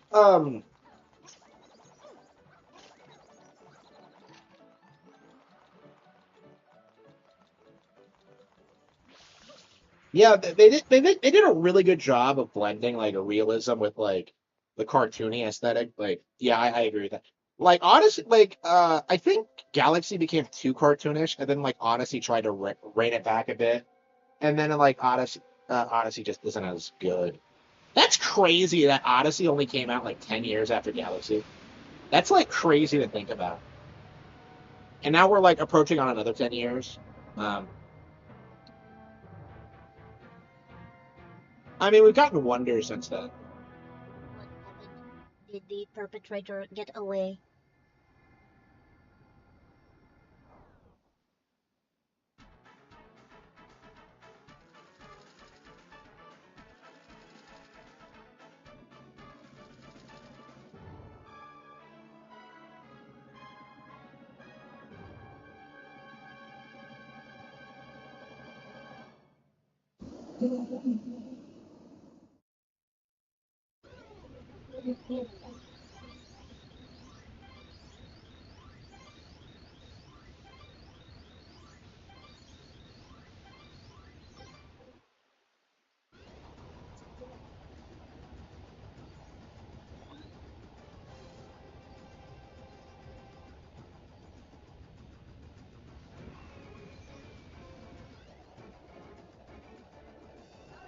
Yeah, this game is like bursting with creativity. It's just that like it's just a shame it doesn't feel like it came all together.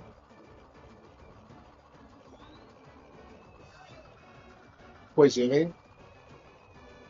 Did Koizumi direct this? This is pretty yeah, low quality for Koizumi.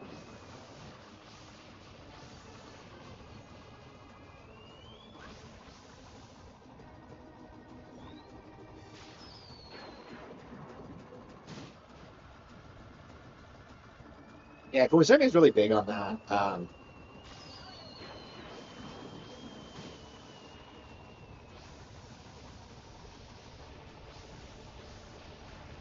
Yeah, it's weird. Whenever we talk about Koizumi, it's almost exclusively with the Zelda stuff. Because that was the thing people kept telling me growing up is that like Koizumi should be on Zelda because like his skill set suits the franchise better than Mario. I don't think I really agree with that necessarily. I don't know. I was never a big fan of like Yanoma 8.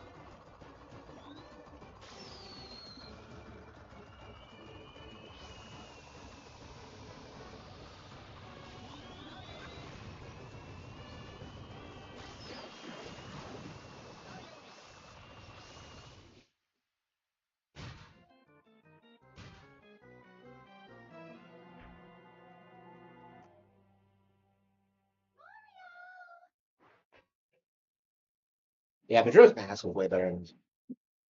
I mean, I was playing Majora's Mask the other day, and I was just kind of clowning on that one too. Like I am not a fan of Majora's Mask. Well, I mean, I don't like how people hype it up the way they do. Leave my mama alone. Like I've played goddamn. Ocarina I like won't let you take Mama Peach away. consistently for like 30 years. Well, almost like 30, 25 years. Majora, not so much. Like, I just don't like. Wait, where are the subtitles? Do you have to turn them on?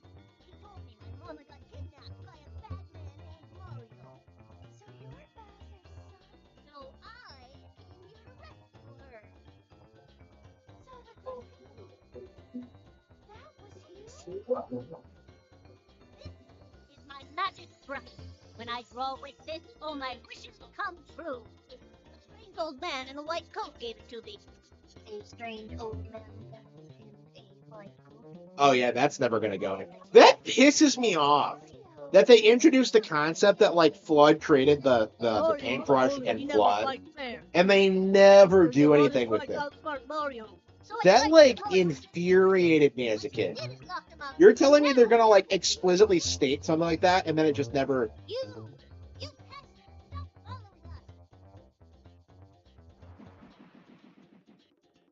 Like, I'm just confused about like.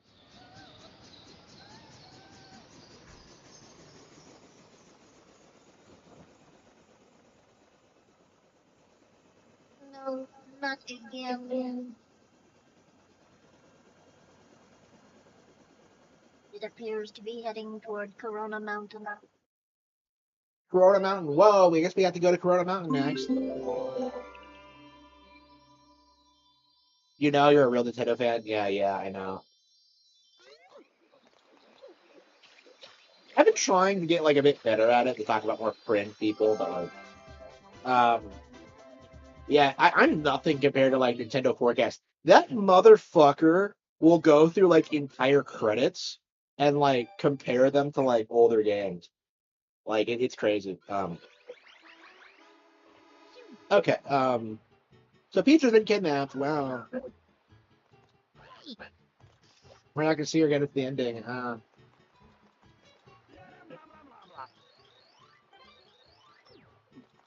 Yeah, mama. Yeah, what's with people like? Yeah, so the big thing with this re-release, and this has been a thing lately, is that like you have like millennials bitching about like it's not a boomer thing, it's millennials. You have millennials bitching about Toadsworth just vanishing. And I'm just like nobody fucking cares about Toadsworth. Like not even the developers. Like it seems to be the new hot button thing. And I'm just like people are just looking for things to bitch about at this point. Like I thought the K. Rool thing was overblown, but like now that he's back, and like now that Kamek is back, well Kamek's back forever, but like it just feels like people are just going down the list of like, okay, who's the next character to bitch about? This was such a technical showcase at the time. I remember seeing this in commercials and just like having my mind blown by it. Like the tilting and the reflections. Like apparently this was like really shockingly technically advanced at the time. Because like if you look at the reflections, so yeah, games today don't have real mirrors because they're not as technically sophisticated as this, but this does. So yeah, you get like a realistic mirror reflection of like everything that's like going on. You can see how much it lines up. Like the fact that like Mario Sunshine can do something like that games today can't do is like remarkable. K. Rool is a Diet Bowser.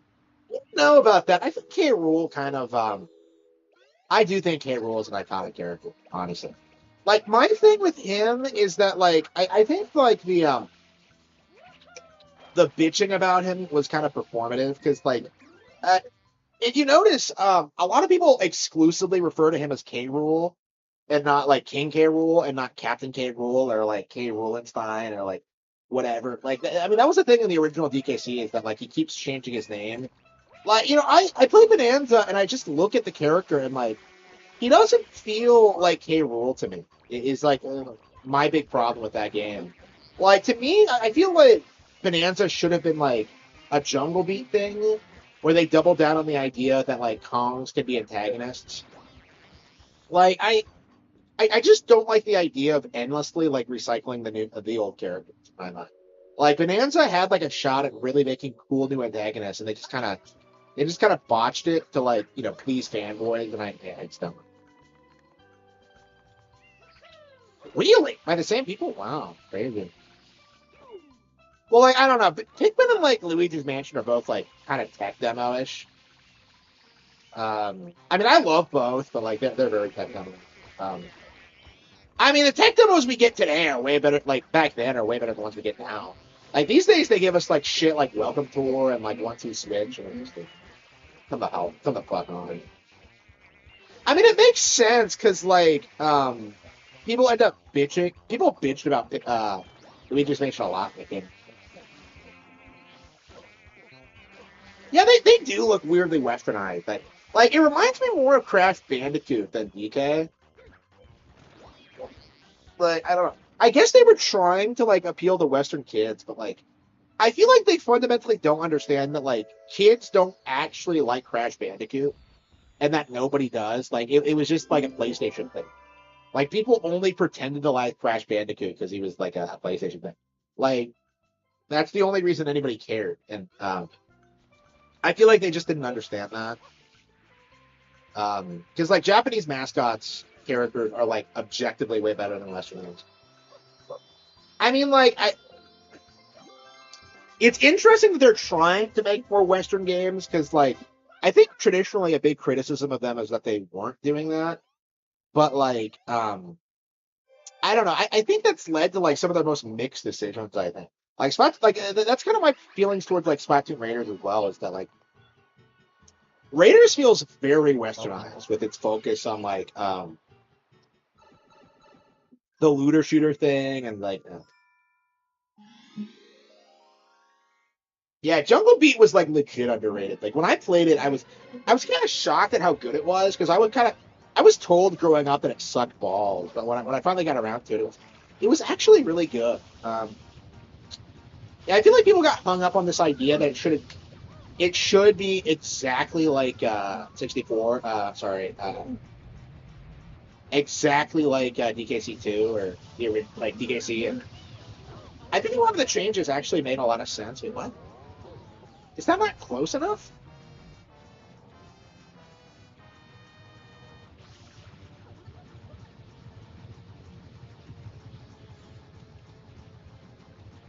It's next level. Yeah. Yeah, next level games kills it with their designs. Super underrated Nintendo Studio right now. I think you gotta hit the head actually. Yeah, next level games like does a really good job at that. Like the Polterpup is like one of the best new like Mario characters I think we've seen in like a decade.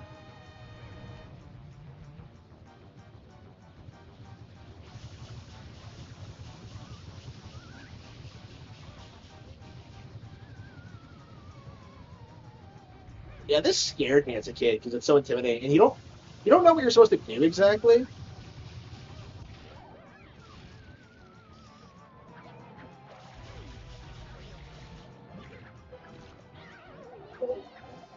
And, like I don't think they needed to distinguish him though. Like I think TKC was like perfectly fine with just being like a top of the line platformer with like cutting edge visuals. I don't think it needed to do more than that, honestly.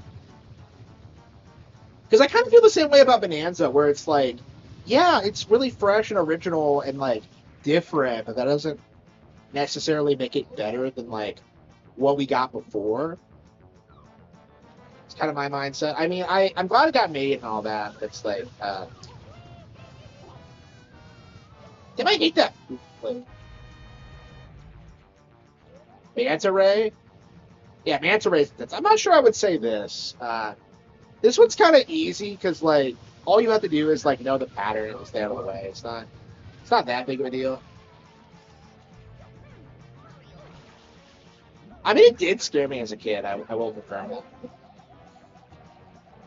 Like doing this in the demo was terrifying because like you don't know how to hurt it.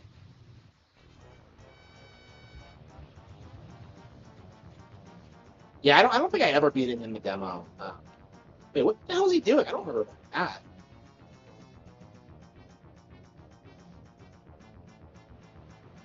I don't remember going up. I don't remember him going up the hill. I'm not playing the European version, am I?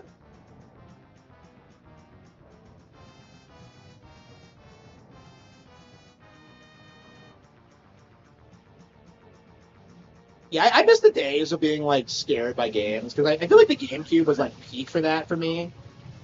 Well, that and like Majora's Mask I was scared of, and Ocarina of Time I was kind of scared of. Uh, and like MK2.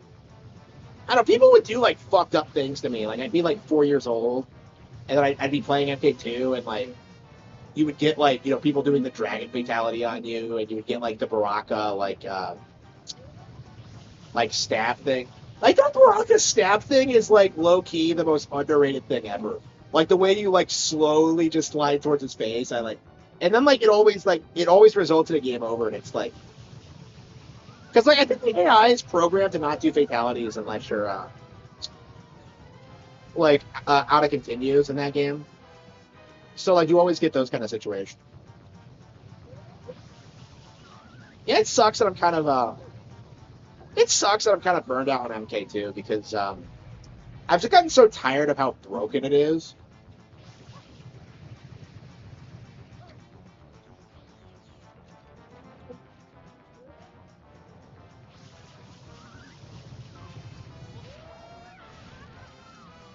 Like playing that game, you just get really tired of how like the AI, like you have to like exploit the AI to win, and like it really makes you appreciate like modern fighting games more. Where, like they take actual skill, you know.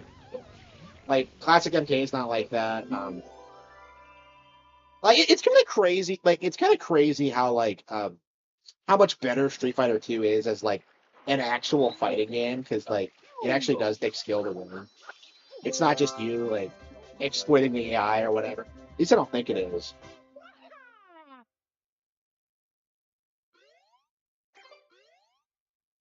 Yeah, so I was scared of Wind Waker. I was scared of this to a certain extent. Star Fox Adventure never scared me. I was a bit older when I played Star Fox Adventures, I think.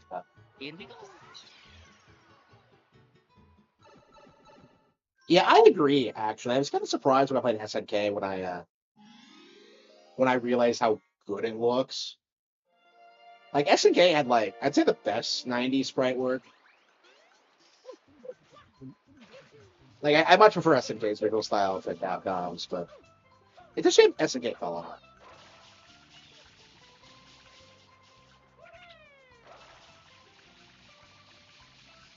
Like it feels like Capcom was always struggled to like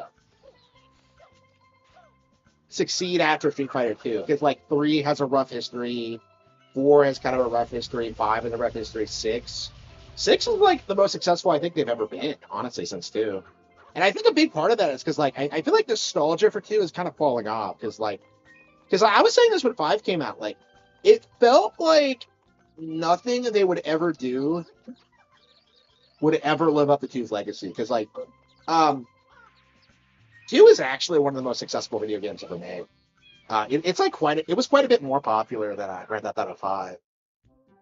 And like it's not something people like really think about, but like you're talking about like the arcade game. You're talking about like the game with like a bazillion home console ports that still sell today, actually. Like you're talking about like the iconic fighting game. It's just I don't know. It's like yeah, people don't realize this, but Street Fighter is still bigger than Grand Theft Auto. I think by the time 6 comes out, that won't be true anymore. But like, the fact that it like was able to like stay that relevant for so long. Well, like I think the thing with like Street Fighter though is that like it's more merchandisable and like it has more of a scene to it. Did I get them all?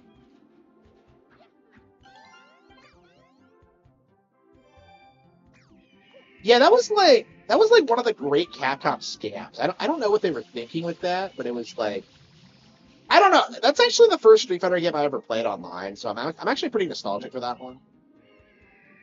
But yeah, they really do need to just like release like the like online fighting community game and just let us like I don't know, just do whatever. And just have like weekly tournaments for all the versions or whatever. I'm just like I don't know.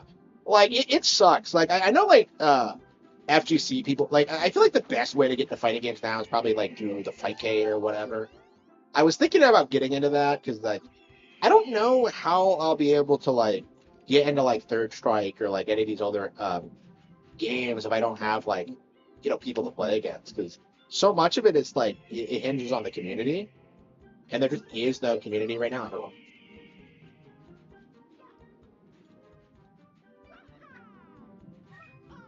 Yeah, the Sandbird's a fucking loser. Will we ever see the Sandbird again? This is like the least popular Mario character ever. It's just a bunch of sand blocks. They couldn't like make it an actual bird. Yeah, was that the last version of Street Fighter 2 to come out? Because I remember that's how they tried to hype it. Is that like, no, this is completely different from older Street Fighter 2s because it has evil Ryu and like violent Ken. I'm just like, yeah, it's a full port. Yeah, it's not like it legit has like new content that wasn't in older versions.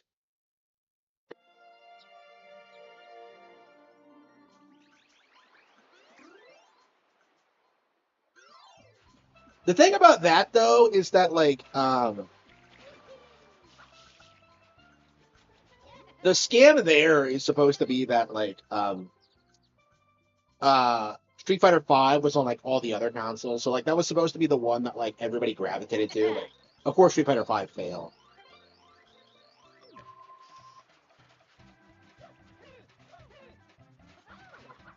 Will we ever see this douchebag again? I can't get over how the ending screen has him discovering the paintbrush. Oh, by the way, isn't this guy like actually the mailman from like Majora's Mask or some shit? Like if you look under his, I thought he was a rat wearing a Penta mask, but apparently it's like the mailman. Super the Twig, you are not.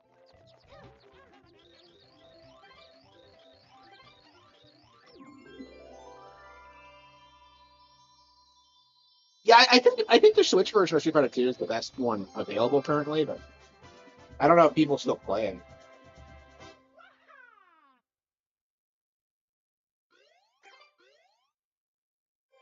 Yeah, 100 more shrines to go until we do everything in the game. Wow. Wait. I've always been confused by this because like Noki Bay is supposed to be 6, but the hotel's supposed to be 5. But like every single playthrough, I swear I get like I swear I get Noki Bay first. Oh, that's right. Yeah, it's because you're supposed to get 4-4, like within a park before you get Yoshi, because that's what triggers it.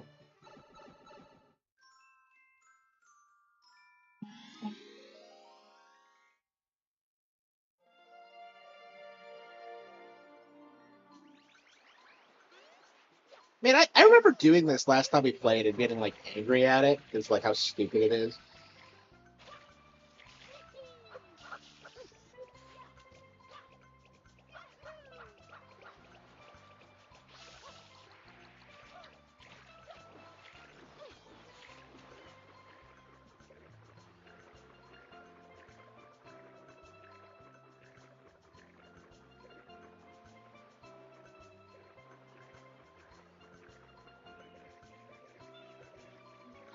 Yeah, I think the hotel's my favorite too. Yeah.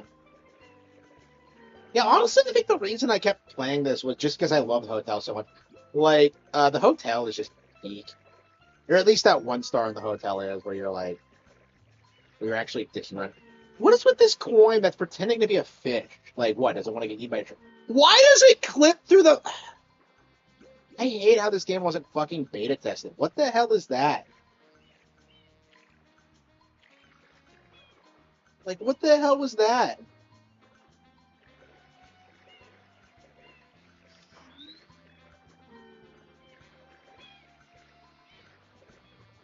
Yeah, it happens quite a lot too. Oh yeah, a major innovation with this game that I think a lot of people tend to forget. The air and life meter are separate now, unlike 64. So you actually can you can't actually like abuse the air system to regenerate health. Because in 64 you could like regenerate life by jumping in water, but yeah, here nope, not gonna work. I don't get why this fish tries to drown you.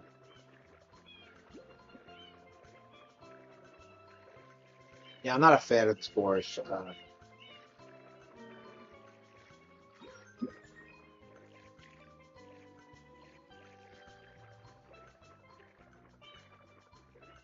Yeah, there's like, yeah, the hotel has like, I want to say like 2 or 3 of the best shines in the game.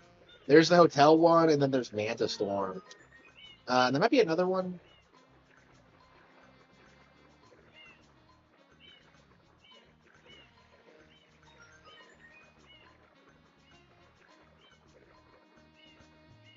Yeah, I wonder about that. Yeah.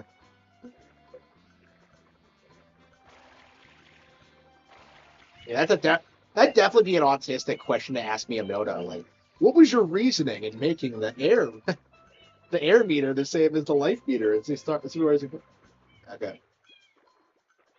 And then you like play Ocarina of Time, and then like you have this weirdly long timer. The casino. I'm not a fan of casino level. I've never been to a casino, and I don't think I ever will go. It doesn't sound fun to me. Like I never even liked gambling in Pokemon. Like I got pissy when like I had to like grind out the coins for like Oregon or whatever because they wanted 9,999 for it, and I'm just like, how the hell are you gonna get them? So I just ended up grinding the Elite Four and just like paying for it out of pocket. There's no reason to, right? Um,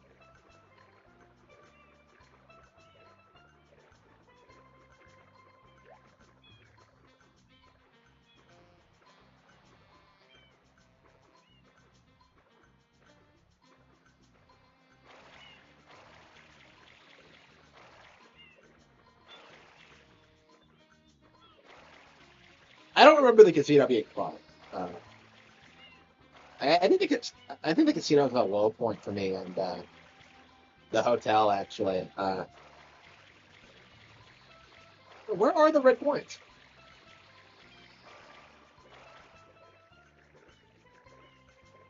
Yeah, like it's not a hard level, but like you play it and you're just like, this is fucking stupid. Like, do they think this is like Endless Ocean or like what? That's what we need for Endless Ocean 4, is that we need them to go to Island Athena.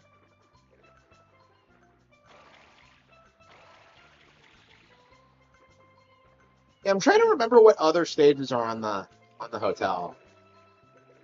Yeah, I think there's the Boo one. It's the Boo one peak where you have to like go inside the totem pole. I think that might be the first one actually, first or second. Is Mantis Storm 6? I think it is. Where the hell did it go?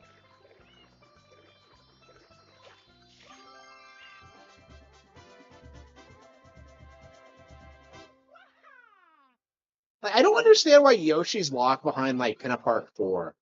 Because like you don't actually get Yoshi in that. You get like these weird like Yoshi egg shaped turtles.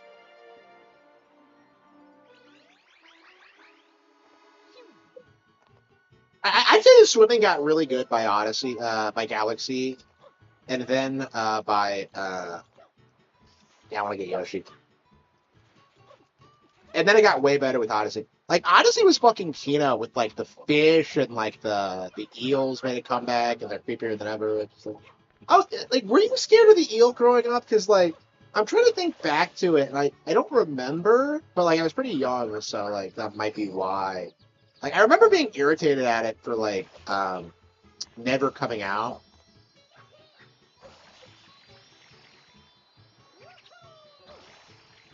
I remember Dory. I remember, yeah, I think I was scared of Dory because of that sign.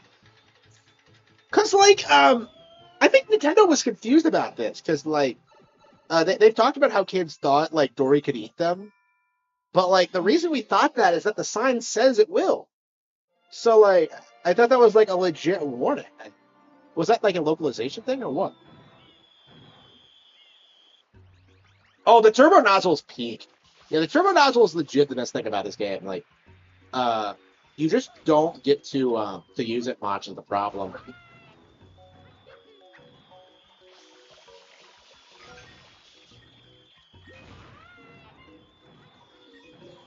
Fuck did I get that many hits?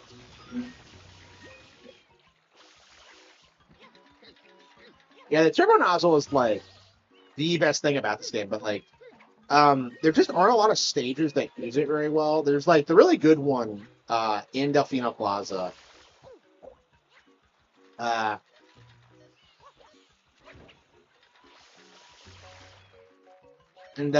is there another? Can't think of like others that like we could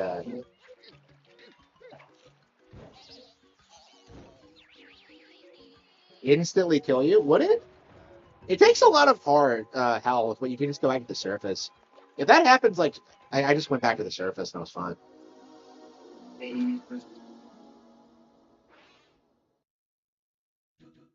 100 coin runs. Really? Why? I don't think I don't remember that. Oh, fucking Yoshi.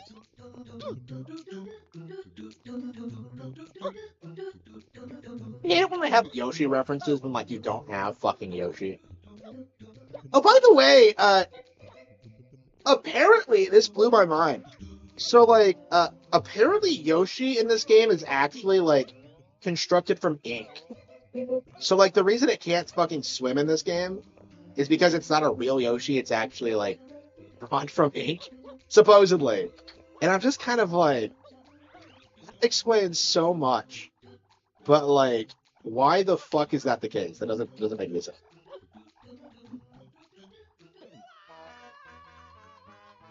Like, no 7-year-old is doing 100 point runs. Let's be real. Like, I heard about those, and I was just like, no thanks. Like, EGAD creative. I don't know what the explanation is. I think the explanation is that like Bowser Jr. did, because like he's the one with the brush. But like, I don't know why you would make a fucking Yoshi.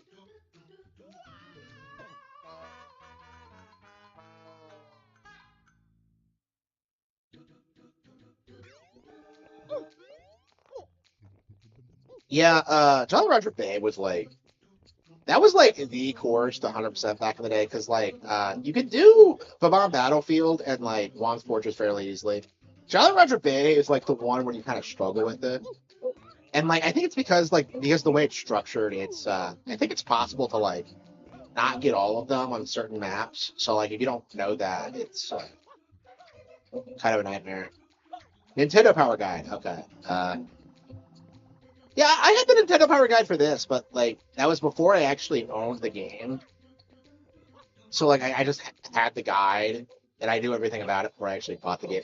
And like I don't know what happened to the guide after. Like your guides would just disappear. Like I don't know what would happen to your fucking guides, because like I had a bunch of guides growing up. I had like the Ocarina one. Actually, I think it's the only one. Man, I miss having like physical guides. I don't know if they still produce them anywhere. Because like I remember like they were kind of a dying breed even like 10 years ago, but like but yeah, I remember like, looking at like the Twilight Princess guide and getting all this information that wasn't in the game. Like because that's one of the things I did where I was just kind of like, how old is Helen? I'm sorry, not Helen. What's her name? The fish shop girl. Yeah, I swear it's not me doing this, because I keep seeing someone unfortunate talk about what a crush he had on her. And yeah, I totally did. And I actually got to be with someone like her at one point, which is kind of crazy to think about. But like, yeah. Yeah, what is her name?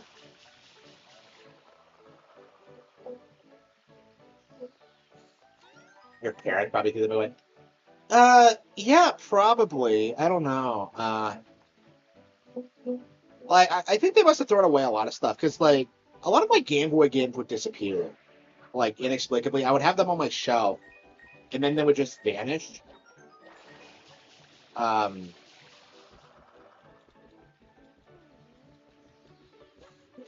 and I wouldn't touch them. So like, I just have this mindset that like I don't know. They must have thrown them out. But I don't know.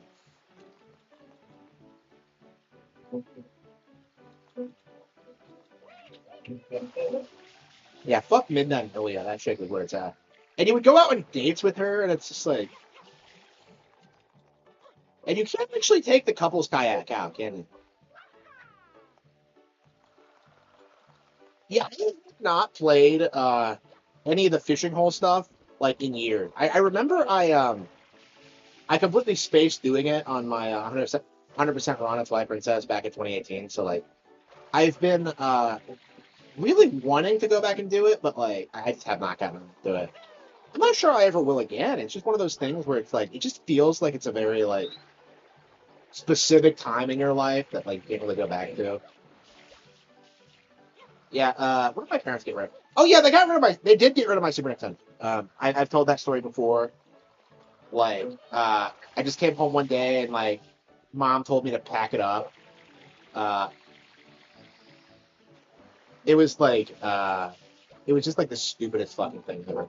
Like, I'll never forgive her for that. But it's like, um, yeah, she'd been trying to talk me into getting rid of it for a while, and I kept saying no, and I was very adamant that like that thing was like legit my most valued possession. So like the fact that like she was like so callous towards it, like was I don't know. I was just furious by it. I'm very fortunate that like I was able to get all those games back through like virtual console and the like. But it took legit like yeah, I think a good 20 years before I had everything. Um but it's like it was just such a low point. And it wasn't my fault or anything. I didn't do anything to deserve that. I mean, I felt like I don't think I could have done anything to deserve that, honestly.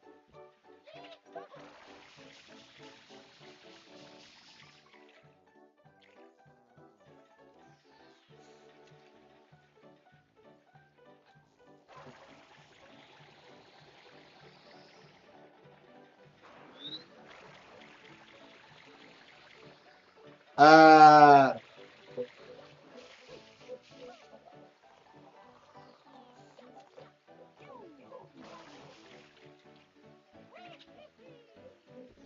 yeah, I'm not sure.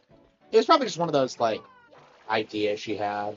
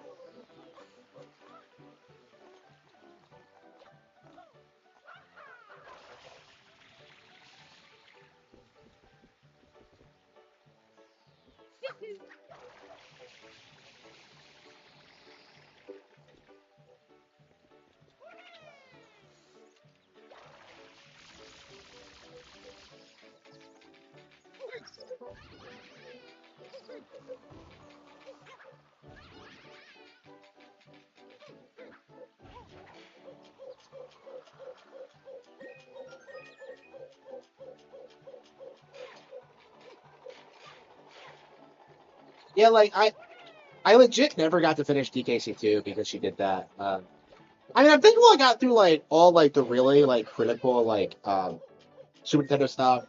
Like I did. No. I didn't beat DKC1 either. I got to the final boss of DKC1, but I did not beat it. I don't know. At least I got to the entire thing. Like, yeah, DKC2 I did not beat. Super Metroid I did, which I'm very thankful for. Yoshi's Island I did, but it had been a very long time since I beat Yoshi's Island. I actually realized that like just before it happened. I was legit like, can we jump onto that? I was legit thinking that like, yeah, it's time for another playthrough of that. And yeah, I never actually got to do it. Like my favorite game of all time, just gone. Yeah, Link to the Past I beat. Mario World I beat. I don't know. Yeah, MK2 I played a lot of. I never beat it, but I don't know. You can't really get to it. Yeah, judging MK2 based on whether you can beat it or not, I think is kind of a fool's errand. But what else did I have? I'll think I'll do like my entire collection of games I had back then. Yeah, Congo's Caper. I had not beaten that one. I got to the final boss, but I could never beat it. Yeah, I never owned TKC3. Never played it. I don't think I knew it existed until like way later. Like TKC3 feels like that game that just straight up doesn't fucking. You know what I mean? It's like really weird. Like that game's legacy, because like DKC 1 and 2 are like the most beloved games ever, and then like DKC 3 just kind of exists. Yeah, DKC 3 is definitely one that I don't mind missing out on growing up. Yeah, like it's weird to me that like 64 is the controversial one, because like I just like 64 like 3 significantly more than like 64 or Jungle Beat or Bonanza. Like where the hell did it go?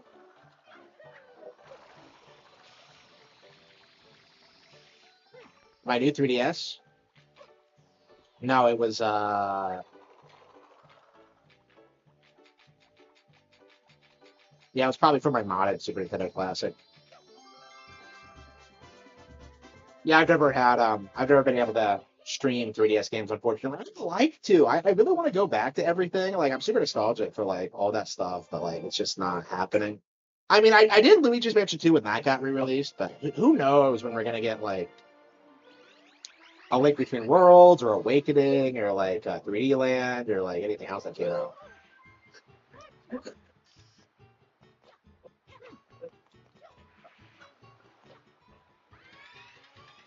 Yeah, I've not messed around with my Super Nintendo Classic in a while. I hope it still works. I would hate if that thing like failed on me. I mean, I guess I don't really need it anymore because like there's not really much on it that I want to play outside of the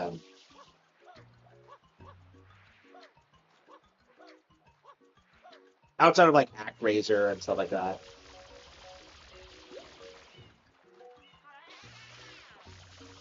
I hate that stupid fucking animation.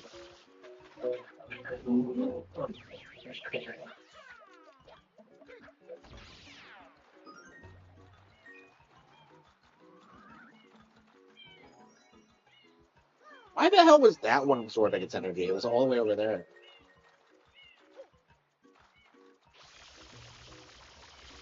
Yeah, I'm worried that like A Link Between Worlds won't be as good on when it gets re-released, because like I don't think they can replicate Street Pass. What a big deal that was. Like, you actually got a secret final boss if you did that. And I feel like not a lot of people did, so I might be one of the only people in the world who actually did it.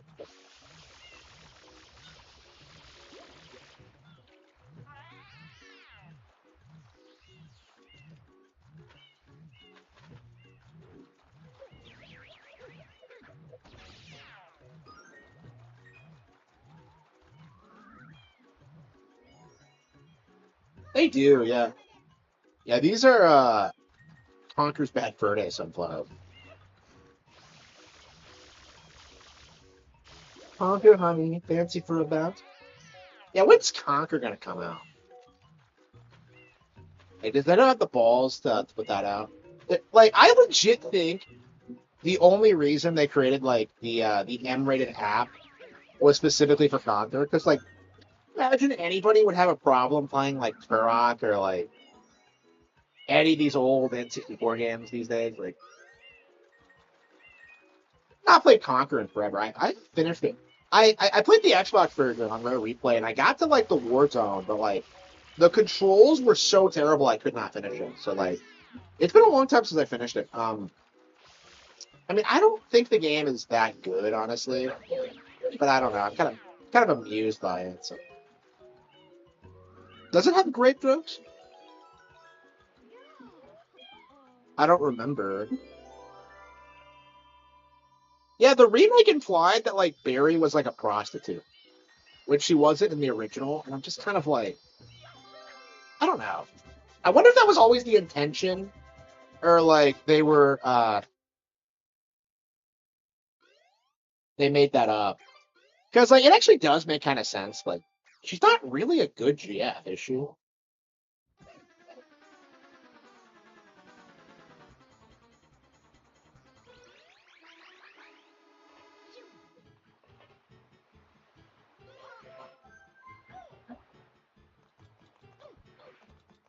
I don't understand why Yoshi is tied to that specific level.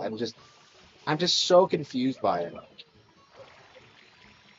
I love how the default like something is happening message is like it's always like Noki Bay for some reason. Like oh there he is.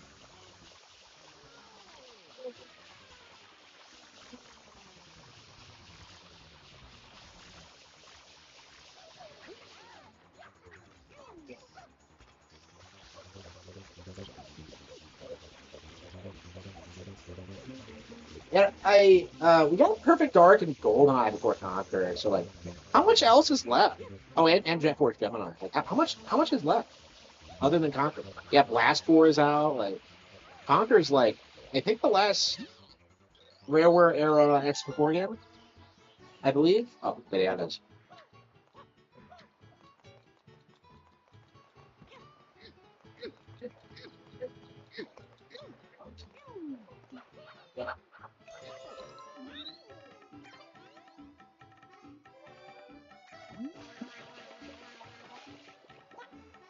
Oh, Bomberman. Well, that's not a rare game. Like I specifically said, like rare game, like rare.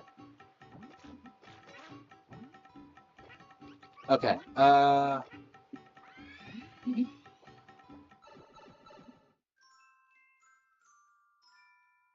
Manta Storm's episode 1. Oh wow. Holy shit, we're going up against Big Man.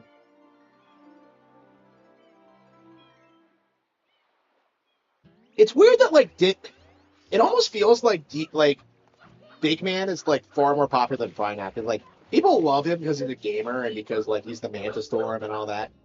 And are we ever gonna get an explanation for this?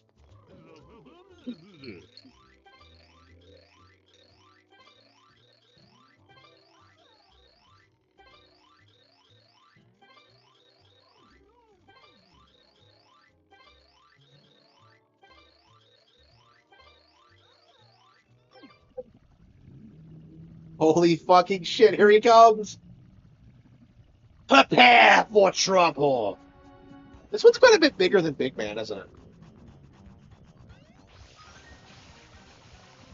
Like, are we ever gonna get an explanation for this?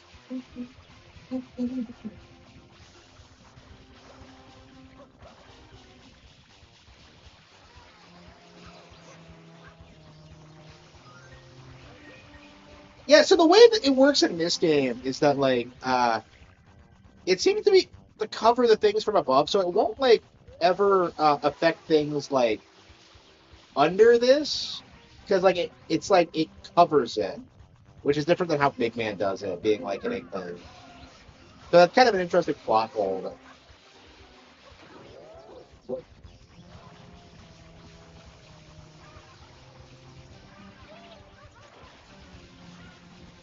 I'm not a sunshine fan. Yeah, this was like a mind blowing level growing up.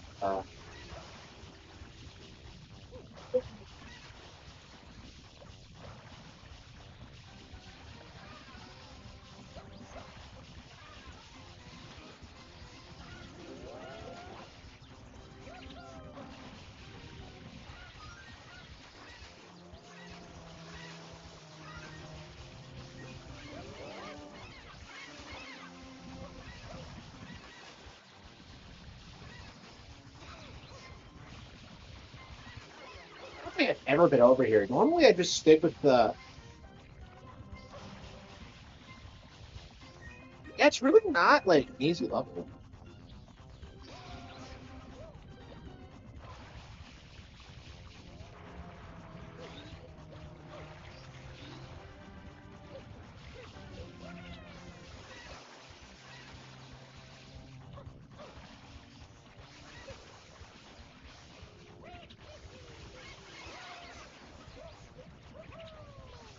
I think I'm ready to go back to Xenoblade Chronicles 2, actually. How are they?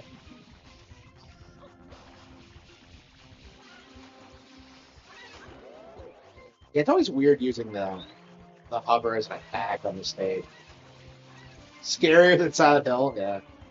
I mean, the threat here is real. It's not just in your mind. You know, like if Silent, like, also, like if you just weren't fucking insane, Silent Hill couldn't do anything to you. You know what I mean? Like, unless you're like suicidal or you have like some stupid like trauma, like it can't do anything.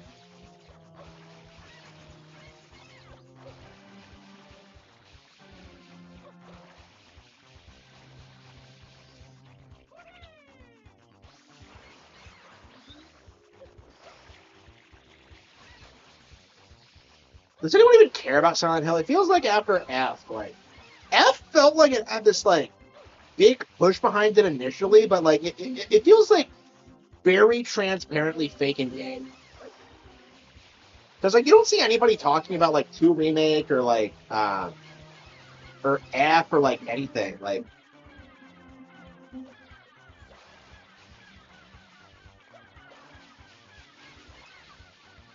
the Shining book? How?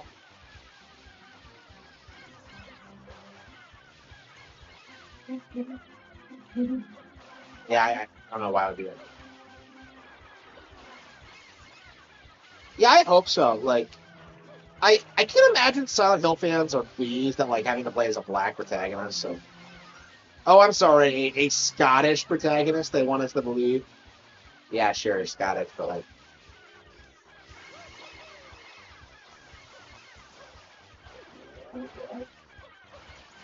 the gameplay, yeah.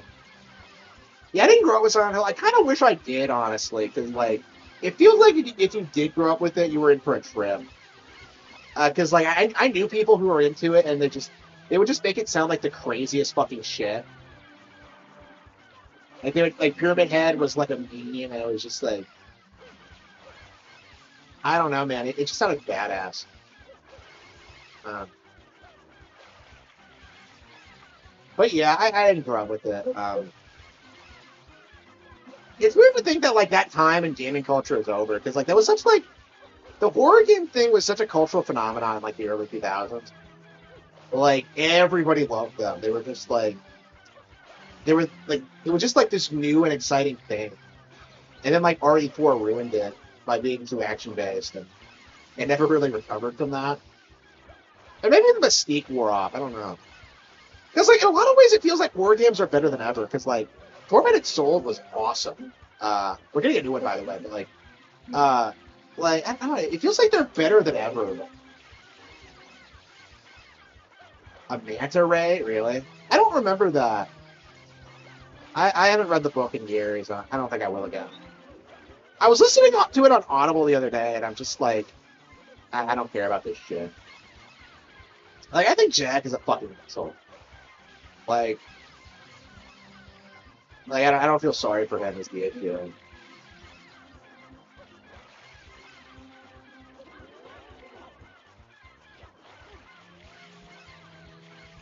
They don't play an RE1. Yeah, like RE1 remake is peak. I'm glad I actually got to play that one because that one was great. Um, yeah, that's pretty hard. Yeah, I've not played Fatal Frame 1 yet. I did not care for 2.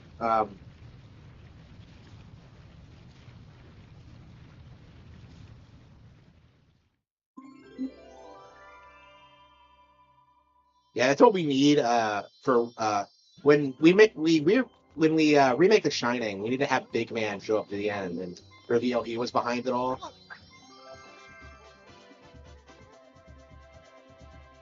I don't know. Like FNAF is just like it's not really a horror game. It's like a stream bait game. Is the way I describe it.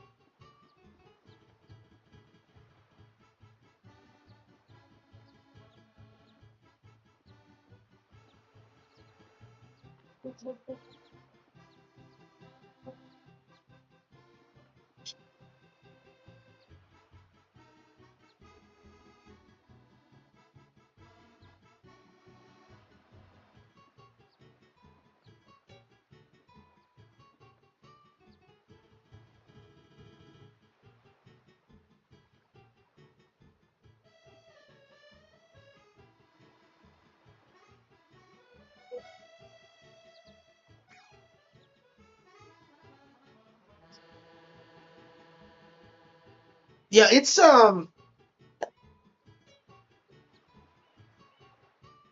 yeah, I'm starting to see how I beat the game so many times growing up, because like, man, I'm so used to these 40-hour RPGs, and I think I'm never gonna replay again, because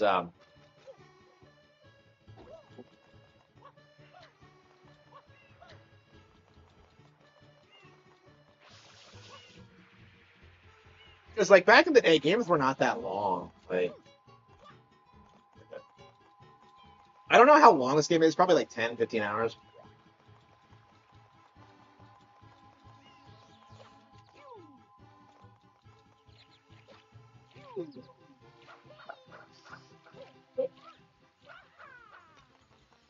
Yeah, Delphina's such a lame hog.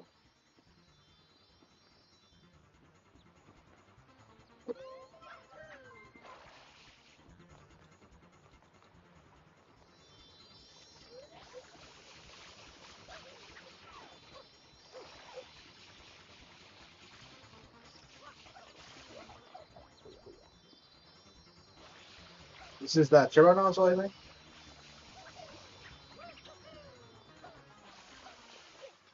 I don't know why you had to unlock these nozzles. There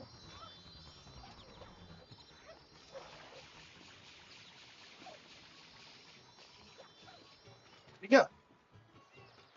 Fucker got away from me.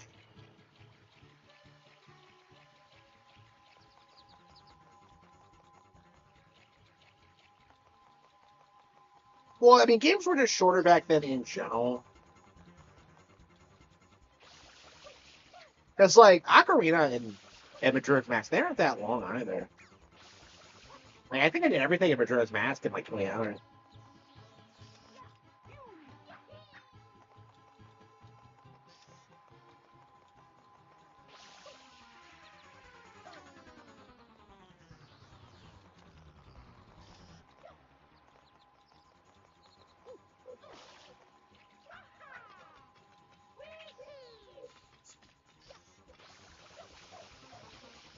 He doesn't try to get away from you, he just stands there.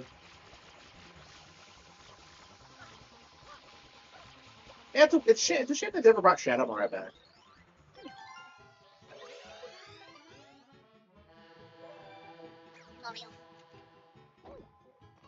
These bastards.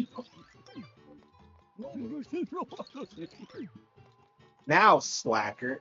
Yeah, I love how they just ignore Shadow Mario running around, because, like, other people must have seen him at this point. Like, this is all just a giant scam.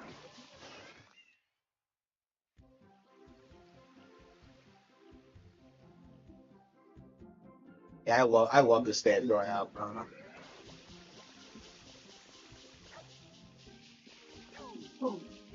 Yeah, are there any other Turbo Nozzle stages? I can't think of any. Yeah, I agree. Like, I'm curious how many people actually finished like Tears of the Kingdom and Breath of the Wild. It feels like not a lot.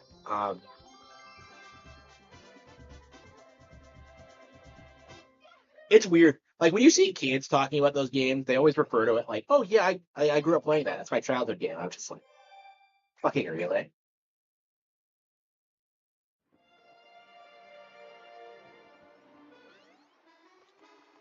Yeah, I think we're pretty much done. I think we're gonna play some more Xenoblade 2. I can't stop playing it for some reason.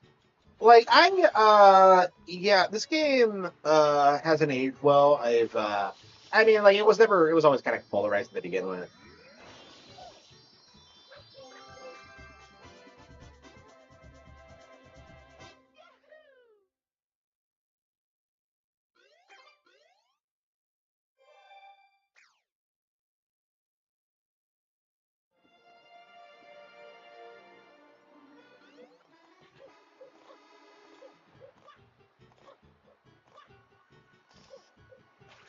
Yeah, I just don't like this game whenever I come back to it. It just doesn't stick out to me. Nobody does that with Persona 5. Yeah, do kids actually play Persona? Because it feels like an adult phenomenon in America. Like, I don't know any kids who've ever played Persona 5. Like, I wouldn't want my kids playing Persona 5. Like, I wouldn't want them thinking that, like, oh, yeah, you're going to be popular in high school, and it's going to be the best time of your life. You know, that is something I have a lot of contempt for. The whole, like, high school and college is going to be the best time of your life. Because I think a lot of millennials are having this experience where, like, they just have a horrible time in high school and college, and then they just assume the rest of their life is going to be like that. And then they actually, like, get their adult friend group and, like, get married and stuff like that, and suddenly, like, everything's great. Like, it has nothing to do with you. It's, like, entirely just other fucking people. Like, that's kind of my mindset on it. Is that, like, I don't have problems. I have, like, things that other people do to me. Like, all my problems inherently were, like, the fault of someone else. Like, all of them. And like, I feel like that's just something that we really do have to bring up. When it comes to the job market and when it comes to, like, all these fucking retards. Like, yeah, it's other people's fault. And they're going to have to be accountable for that. What is with these pink ghosts? I've never understood the pink ghosts. An anime body pillow? Or, like, Nikkei or something? Like, I remember seeing, like, Persona, on G4 as a kid. At least Persona 3. It was 3. I know because the guns. I remember seeing it and just thinking it didn't look appealing at all. Like, they were just clowning on it for being about suicide or whatever, and, like, yeah, I kind of agree with that, honestly. I don't remember them ever covering Persona 4. I think that was after I stopped watching. Because, like, at a certain point, they had that reboot where they wanted to be taken more seriously. And I think they had network problems or something, or, like, mom wasn't paying for, like, the network or something it was on, so I couldn't watch it. I don't have any memories of, like, post reboot, like, X-Play at all. Like, all the shit I grew up with was, like, from that, like, 2003, 2008 period, or 2006 period, which I'm very attached to, but it's weird that, like, the show went on for a couple of years after that. Actually, yeah, they had, like, older shows than that. They had, like, I think they would air the Tech TV stuff occasionally, because they still own the rights to that. So you would see, like, people that weren't involved anymore sometimes, like that Corey guy, so I think he was, like, the cheat host before Kristen Hole. Like,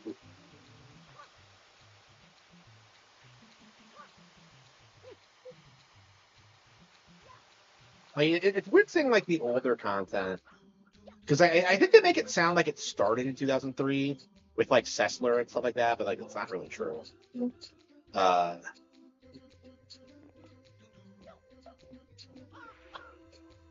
Yeah, like, the X-Play reboot failing the way it did was hilarious. It's really interesting to see how, like, a show like that can work today.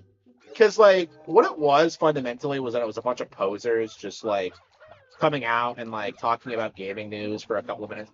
And, like, it worked during the cable TV era, but, like, we kind of moved past that. Like, I've always said that they should have been pushing, like, the online stuff, like, way more, and, like, not just been a TV show. But yeah, like, I feel like after the rise of, like, YouTubers, their entire niche would kind of collapse. The collapse of gaming. Well, like, I think G4 was, like, very specifically rooted in, like, Western gaming culture. So they were, like, very pro, like, PlayStation and Xbox, and, like, anti-Nintendo. Right? Like, people forget, like, how much they hated Nintendo. Especially Morgan. Actually, that's one of the reasons I cultivated such a hatred for game journalists, because they would, like, say things that just weren't true about Nintendo games. Like, I remember that really pissed me off when I was watching, like, the 2007 showing, and they were going over the best games of the year, and, like, I realized that the only Nintendo game they were covering at all was like Mario Galaxy. And it was like, it was the year, like, they had Mass Effect and like Bioshock, Portal, what was the other one? Like, a lot of these games that like a lot of people would argue are the best ever. And like, yeah, Mario Galaxy obviously clears all of it.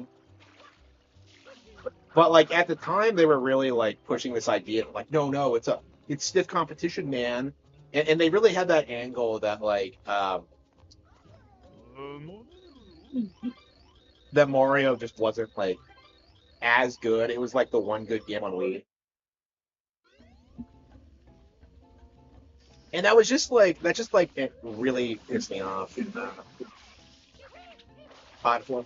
Yeah, was it COD 4? Yeah, because there were like 5 games I remember that year that they were glazing. Yeah, Bioshock, Portal, Mass Effect, and then there was like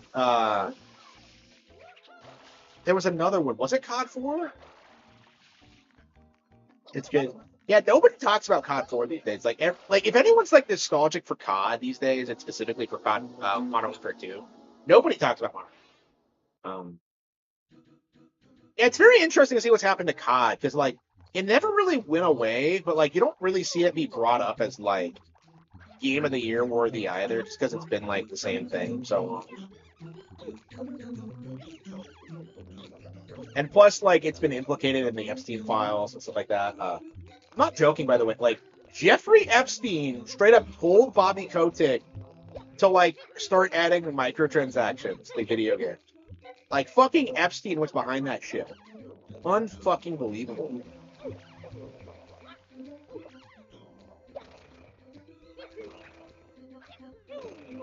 That's crazy that like Bobby Kotick was straight up like communicating with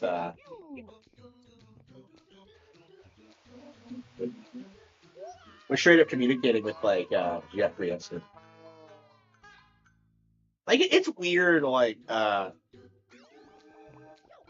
what these people are actually like behind the scenes because like they're really smart people. Like they just kind of like they have their status and their money and they really do just spend most of their time partying. Like I really can't emphasize that enough. That's like 100% like what most people are like. There are definitely like hyper competent people out there, but like they're not really like the ruling class.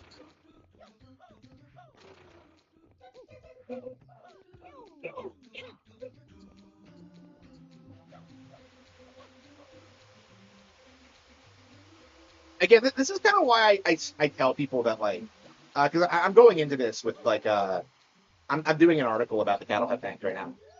Like I kind of see the current political structure collapsing because like they're not capable of maintaining the status quo is what we're seeing. Is that like they just refuse to kind of do anything for like normal people and it's just gonna kind of collapse on them. The guy that made GTA, yeah, yeah. Billionaires were on the list. Good chunk of them. Yeah, I don't know who all the billionaires are. I was legit like gonna look them up and like see what they do or whatever because I'm trying to go for billionaire status, or at least I was. I don't really care anymore. My mindset on it is that like becoming a billionaire just kind of requires you to be a sociopath. Like when you hit billionaire status, you're good, right? You can buy whatever you want. You can go anywhere you want. Like you do it. Like, there's no reason to go for billionaire status unless you're gonna try and like majorly influence world events, in my opinion. And I don't think that's really something I'm interested in doing.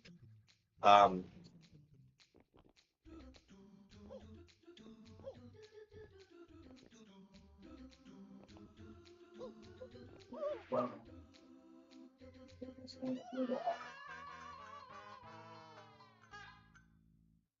oh.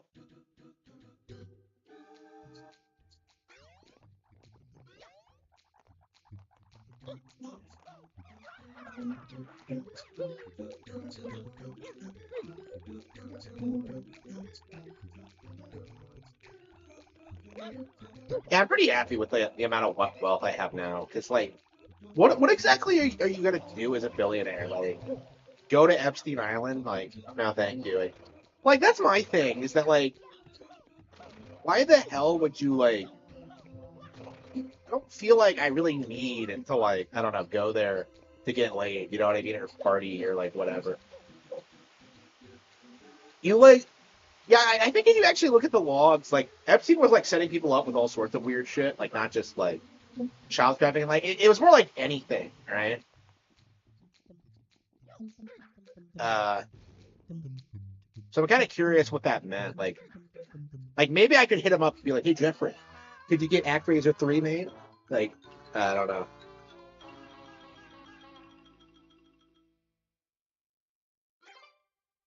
Like the guy from American Psycho. Nah, he's like their kids. Like, uh, the American Psycho guy is very specifically what like the upper class kids are like, and that's another reason why like it's not really sustainable. Is that like the kids are just completely incompetent, can't like do anything. Like fundamentally, they're just like really useless people because like all they know how to do is just like I don't know, drugs and like be bisexual or whatever. Like they're kind of like I keep seeing Alex Soros like post his dad on Twitter, like, "Hey, hanging out with my dad," and I'm just like, he's 96 years old today, and I'm just like, I think he straight up said that he wants to be worse than his dad, and I'm just kind of like, you're not gonna be able to do shit. Like, he's a homo if you don't know, so like, first of all, you're not gonna continue the line. And second of all, like you're like openly bragging about what you're doing and it's what you're gonna do, and it's just like it's just not gonna work.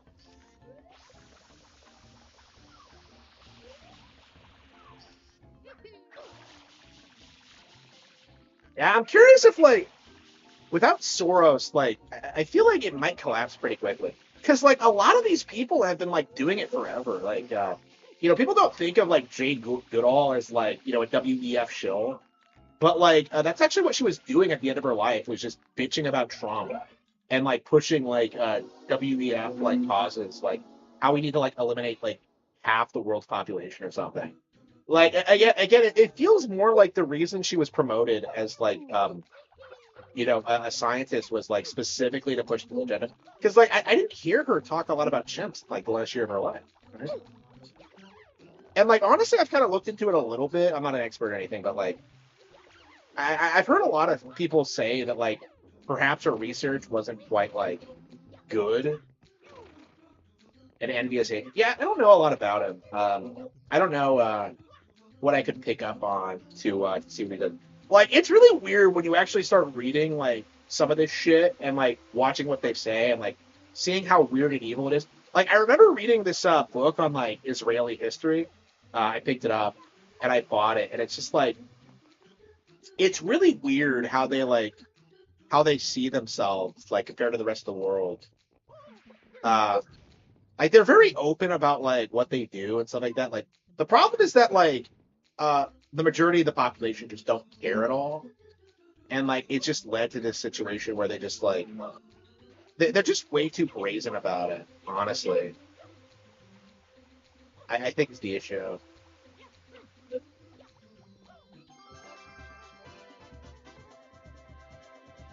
Like I think their problem is that they really think that like they really thought the Holocaust thing was like ingrained in the culture and would like self perpetuate, but that's kind of not true anymore.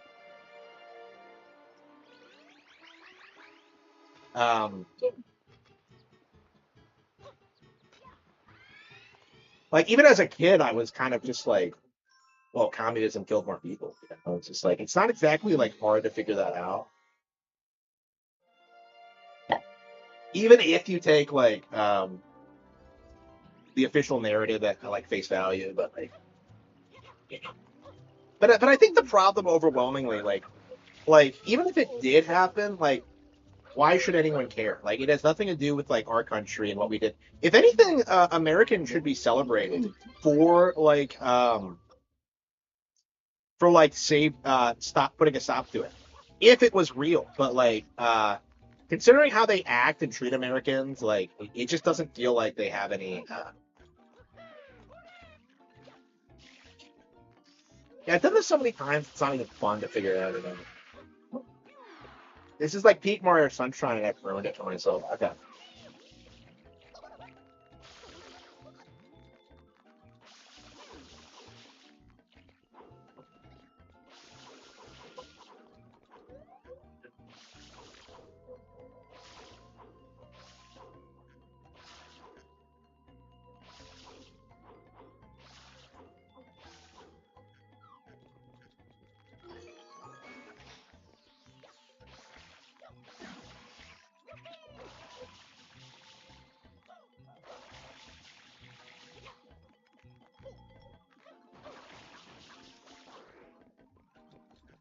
I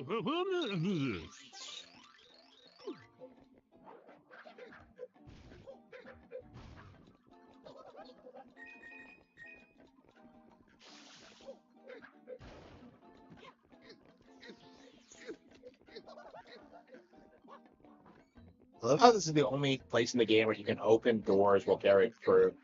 Like, normally it doesn't work, but like, they programmed it in here for some reason. Where's the Yoshi? Yeah, oh, I know, right? Yeah. Man, the GameCube was such a slick piece of technology. Like, I love hearing the disc whirl. Like, I loved everything about that thing. Oh, man.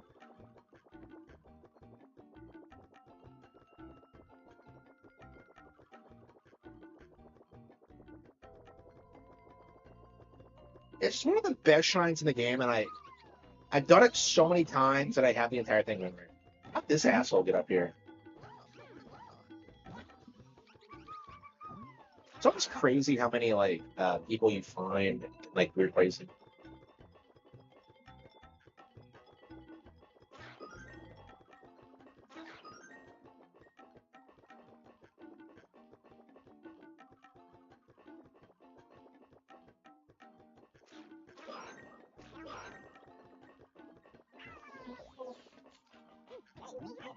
Fuck up.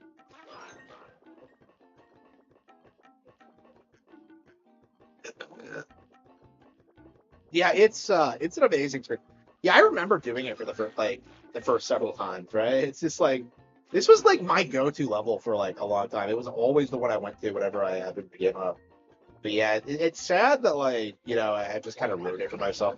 And I feel that way about like a good chunk of my favorite games now is that like it's just one of those things where like you can't really go back anymore. That's actually why I haven't been playing a ton of Super Nintendo games over the past couple of years. I just kind of burned out on them because, like, for a long while, if you've been watching my stream you probably saw me do this. Like, I was playing nothing but like Super Nintendo games for a long time, and the reason for that was because like I just enjoyed them so much more than it was coming out, and like to a certain extent that's still true, but on like the other hand,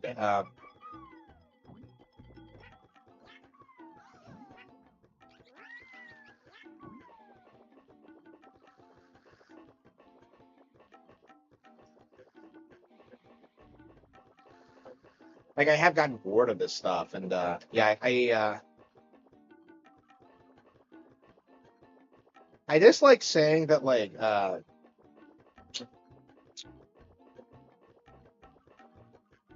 don't know, like I just want to do like different things with my life. I mean, right now I'm most excited about like playing Catan, this weekend. So, like, my thing is like I've kind of experienced everything there is to experience with gaming, video games, and like I kind of want to take a break from it.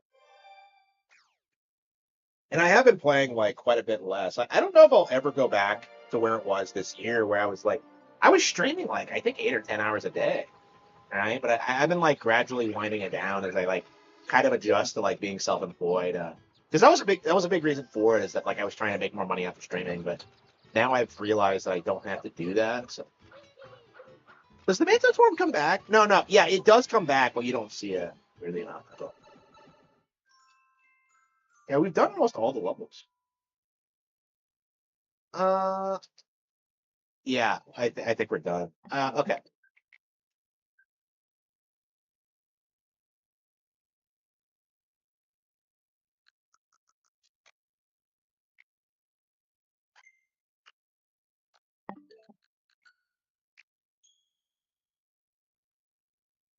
Yeah. Yeah, it's interesting because like I haven't been playing Ocarina as much over the past couple of years as like A Link to the Past, but I've burned myself out on A Link to the Past, but not Ocarina. Uh,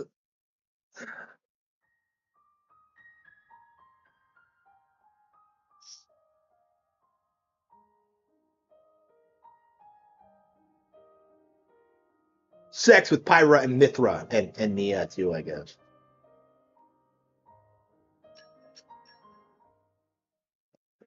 I can't get over that. Like, why the fuck did they throw that in there? Like, it really felt like in the base game that like Pyra and Mithra was on the table. Like, people were legit speculating on that. like when it happened, but like now I'm just kind of like I don't understand how Mia progressed.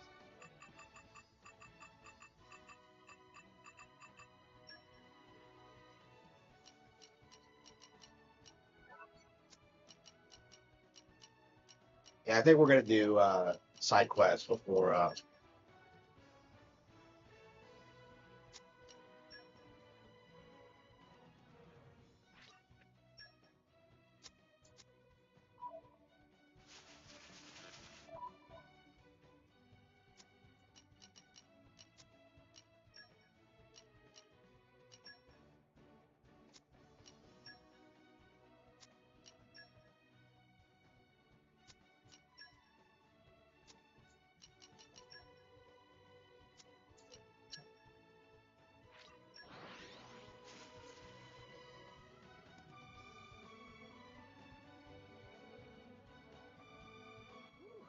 Let's rest a spell. Let's get going.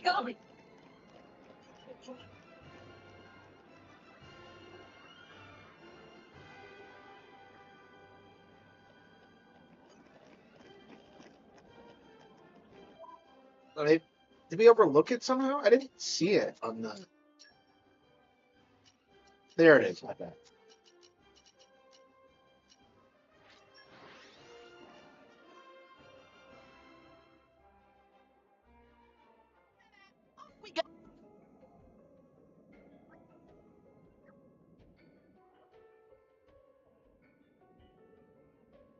Okay, bring it on. Ha!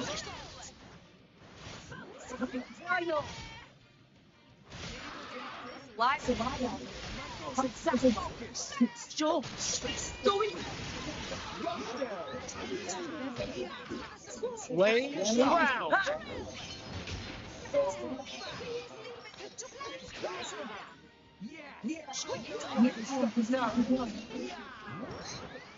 You've improved considerably, Cora.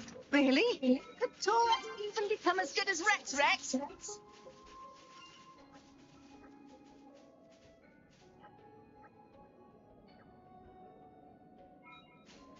Oh, this is a different quest. Okay.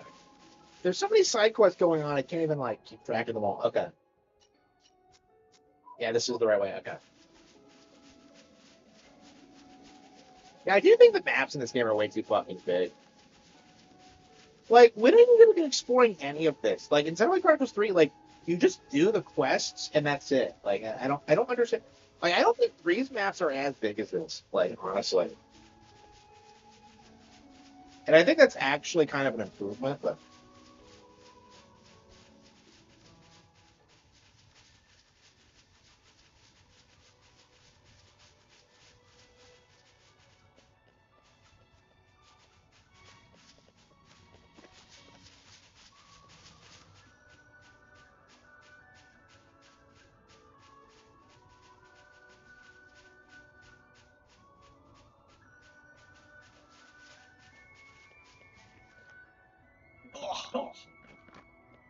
wait, is this like it's that thing in Ocarina of Time with like the webbing and like the tree? Like what the hell is this? Like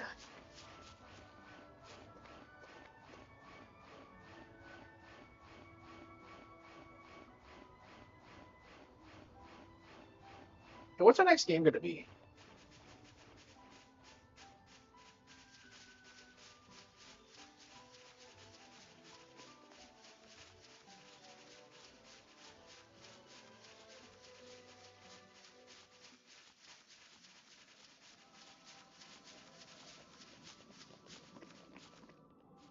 When did it get so laggy? Don't worry. I'll protect you from the scary dark. We'll have to be extra careful from now on. Idiots!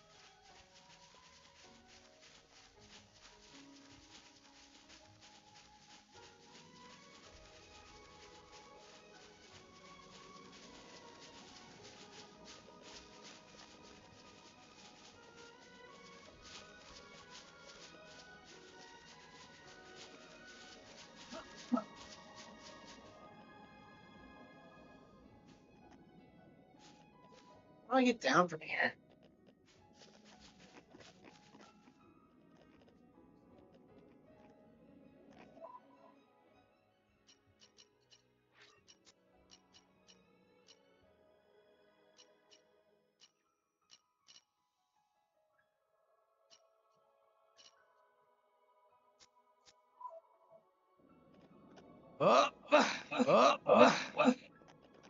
What's with these cow crapping around? It's like they don't plan to make this work. Just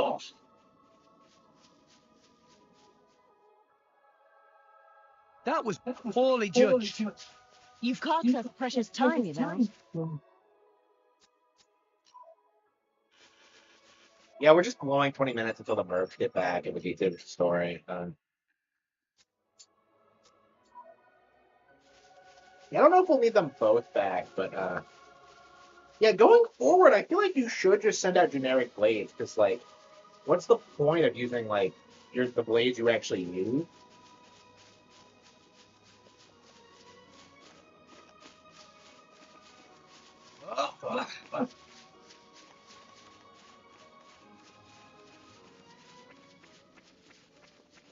A gate? Yeah, she's standing by the gate.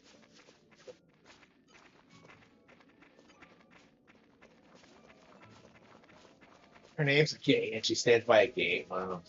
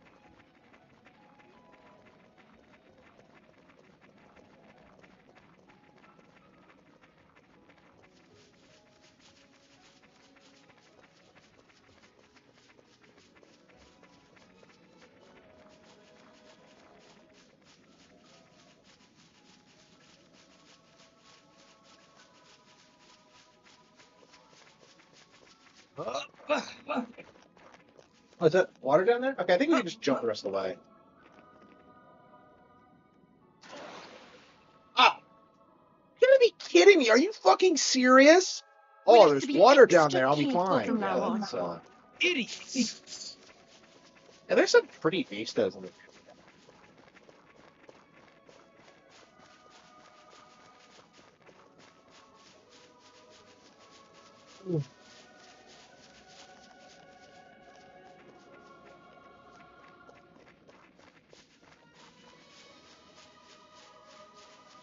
been about 3 hours. Yeah, we probably should fuck with. I can't believe I'm playing this instead of like Tails or something. Yeah, I haven't even played Arise yet. And, like Eternia is coming out like in October, and I'm not sure if I'll be able to get that one either. I mean, I'm kind of burned out on Tails right now, but I do want to get through Arise. I mean, honestly, I probably should get through Zillia first, because like people keep hyping that one up to me, but I just don't see the Okay, bring it on. Ah!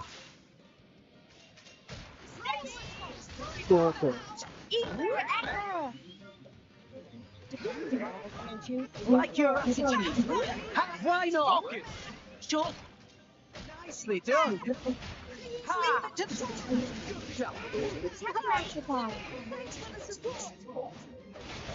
Yeah! Steady!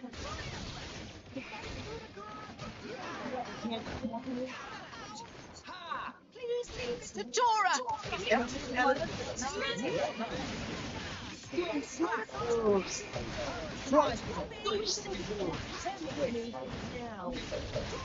Do it!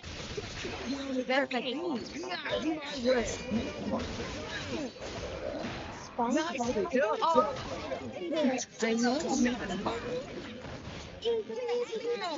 Daring shot.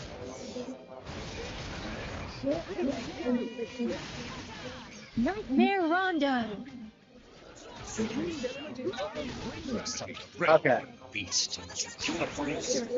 Make haste and retreat. Grenade launcher. Clear always looks so happy riding on Dromark's back. Okay. His food can be a bit bristly sometimes. Chiefing's a real problem.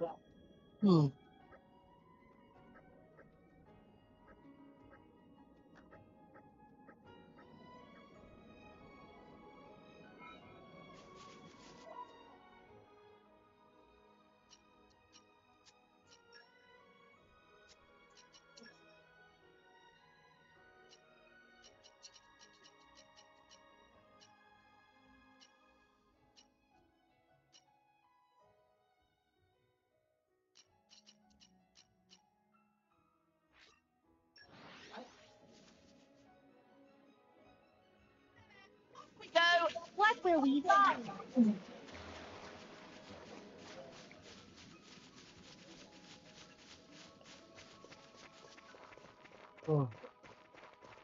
I don't know why I'm so addicted to the game, because I really don't care about like the characters at all, or the side quests.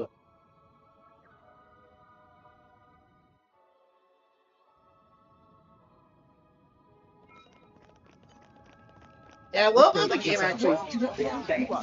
They think about the ecosystem more in this game than they did in the other. Steady! Ha!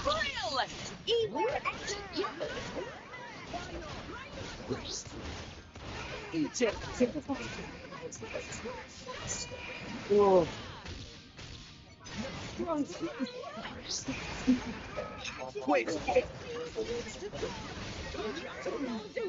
I like your attitude.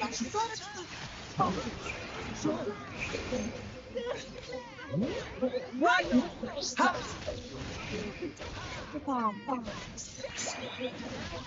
So I saw that our resident potato masher, JRF, had a reaction to the doc. And immediately, the alarm bells went off in my mind, Andy. No. I'm like, I bet you the JF take's gonna be... You can only imagine what the JF take was on the EDP 445 documentary. Let's have a look.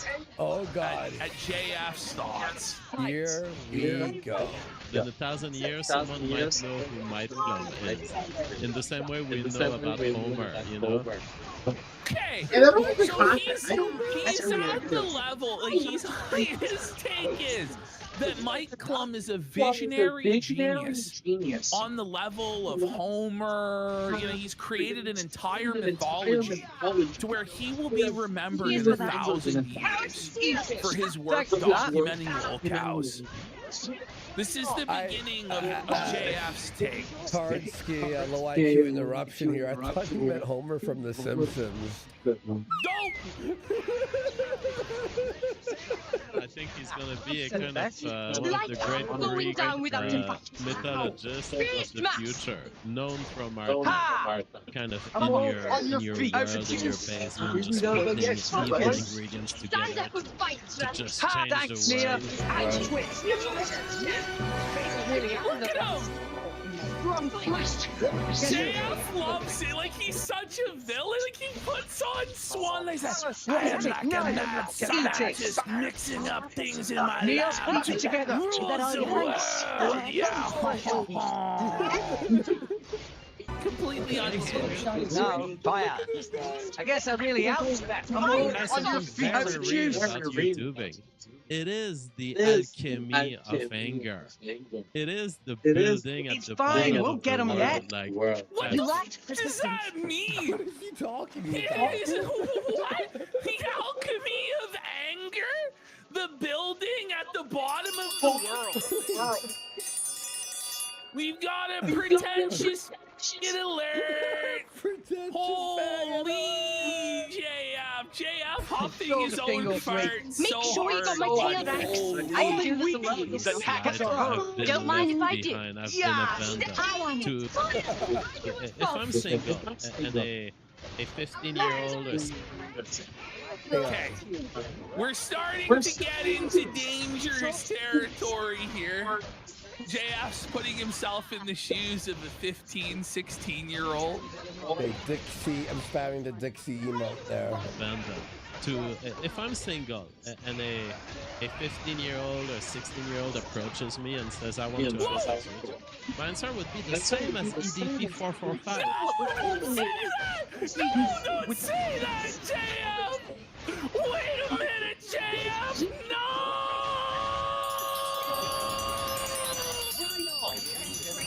He will inseminate today, no matter the age.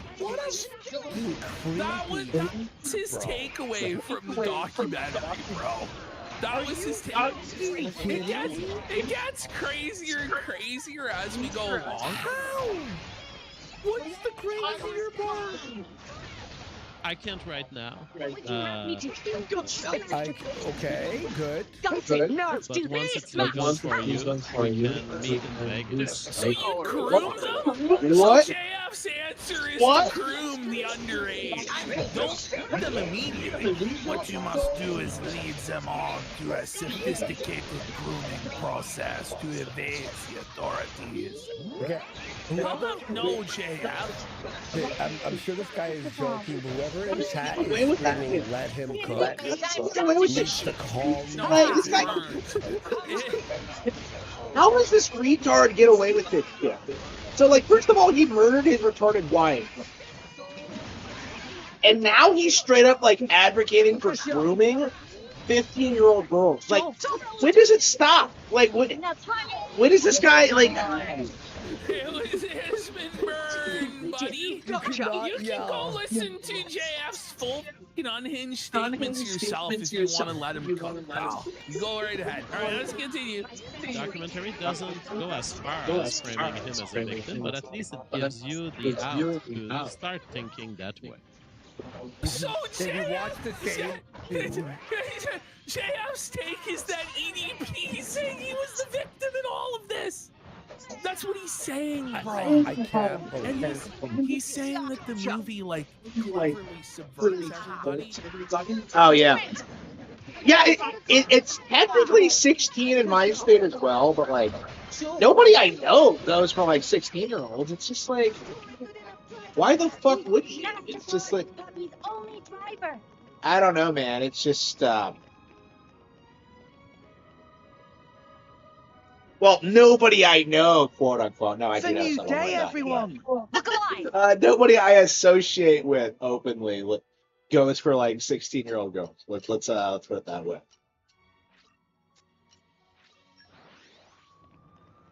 I don't think she was 16. Like, I think she might have been 18 or Let me something. get my breath. I don't know how old she was, but like,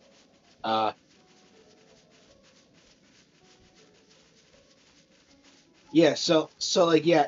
If you're big brand like JF, you can get away with like grooming 15-year-old retarded children.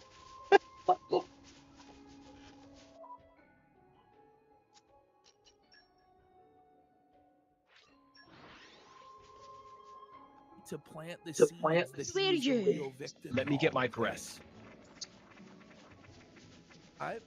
Jaworski missed being turned into a I know. Yeah, someone forward all this to Mike Plum so we can get the Jeff documentary. This is the thing, Jeff would agree. Yeah. Jeff would do it. He's so desperate for attention. Yo, imagine the part where he drives and shows Mike the area he dropped Mama JF, and it's got an HD and drone shot over the full Mike finds the body. Pants over her skeleton. Mama JF. I would say EDP445 is a victim of a spectacle industry that has gone wrong. He's the real I hope things went well. What a Jeff. Is he being serious? Yes, bro. What a fucking creep, bro. So basically, you get some cancel culture. Sure. Cancel culture? I'm gonna break my Fucking pedophile, JF. What is wrong with you, bro? We're gonna wear out the triangle on this lunatic. Cancel culture. Right. This guy's a in the wood chipper, you. I'm glad he lost everything. This creep. Having this. That is crazy. So I'm super familiar with JF. I haven't like I know about the wife killing thing, but like other than that, I've never watched him. Like he talks like a fucking like I don't know. He's French. He thinks he's Pepe Le Pew.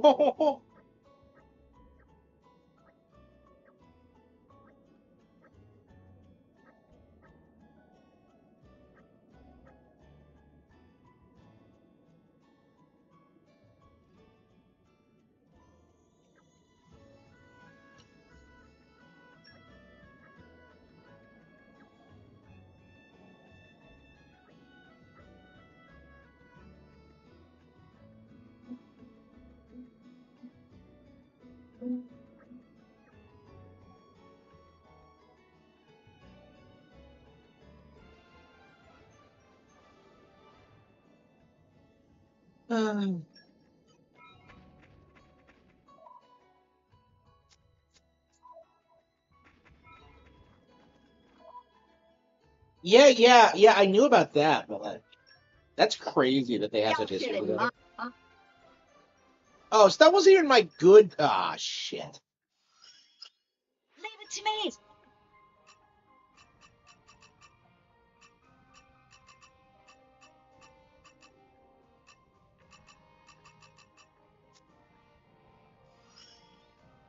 Wait to try it out. I've remembered what I. Yeah, wasn't that like Tonkasaw who like convinced them to do it? If I remember. I'm not familiar with the lore.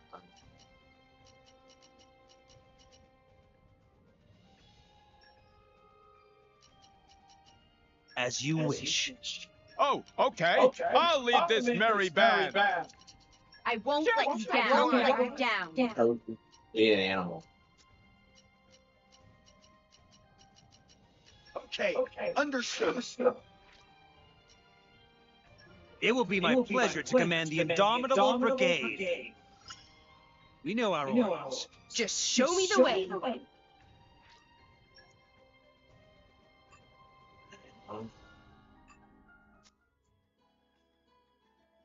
Yeah, honestly, I just want to kind of do side quests. Honestly, I don't really care about the main plot. I just want to go through the goofy shit.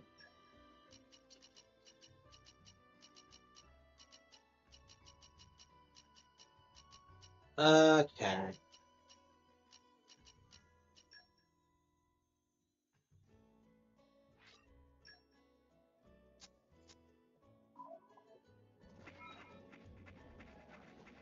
Oh, we reached 3. Okay, cool. Okay. Oh, Gormont. Okay, Gormont went up too.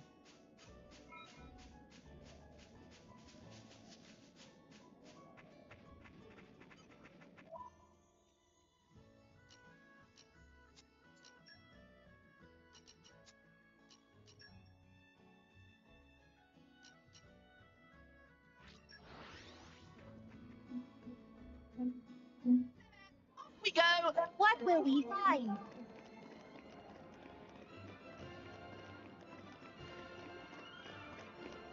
I feel like I ignored a lot of the side quests when I first played through. I feel like we're seeing a lot more development now.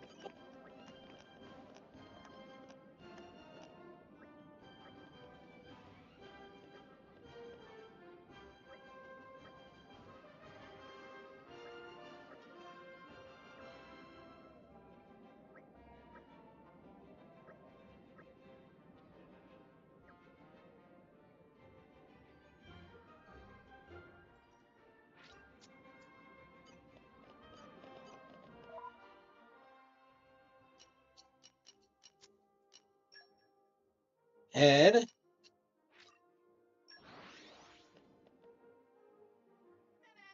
We go. What will we find? People are mad. Who? Yeah, who's mad about that? Like, cause like, I think that was a perfectly reasonable take. Cause like that was the weird thing about Expedition, right? Is that like one of the talking points was that like this was like this huge like purely French anti-woke thing, and that's very obviously not the case if you actually play it.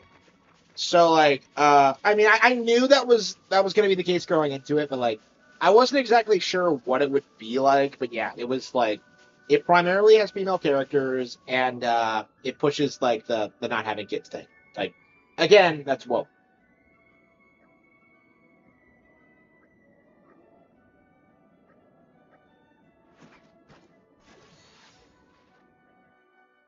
Yeah. Who is complaining about that? No. Like, I know a lot of people are bitching about that video, but like, I don't know if it's gonna like result in like anybody coming at me, because like we said, like Expedition's falling off. Like nobody cares anymore. Just live after all. My thoughts exactly. It's like old news.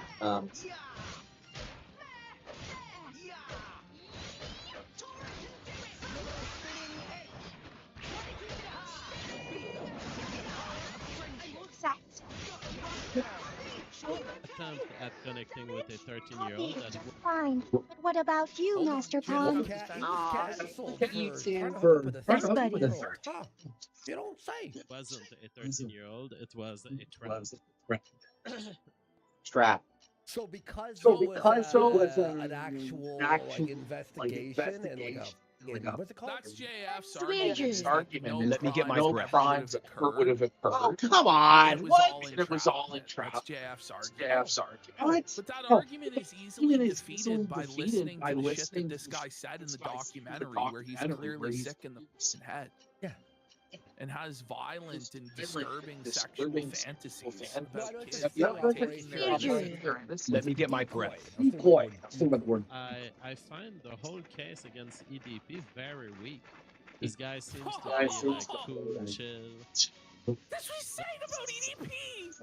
He's like the least chill dude there could fucking be. Like, he's just completely motivated by seething, molding anger and resentment at the world. Not trying to force themselves. So you're dealing with fictitious victims here. To me, I'm not sure about the absolute evilness of EDP at the outset of this documentary. He's not sure if Kayla was evil or not.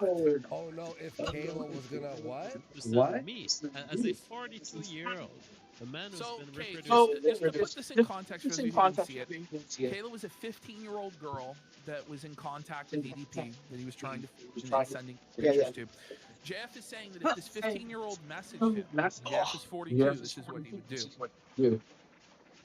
Sing a lot in my life. That's below the age of Kayla consent. was to send me nude pics.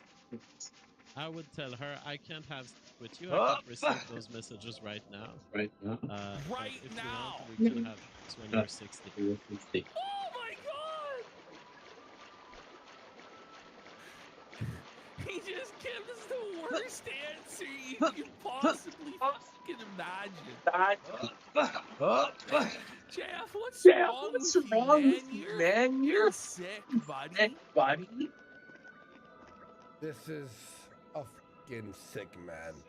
That is what any man should do. No, that's not what you should do, because that's what any man should do. How Any about man no? who's single. The whole metaphor of shit that So the problem would not be that you're like grooming an underage girl in his mind. The problem would be if you were not single. You're cheating on somebody would be worse. What? This really is the twisted-minded JF. He is actually the worst. Down the swirl of the toilet. Yes, you are the fucking toilet. toilet. That is what is How old is this guy? How old is 42-year-old. happening to turds. Here now, yeah. Want to show it? My clump finishes on the creep finally.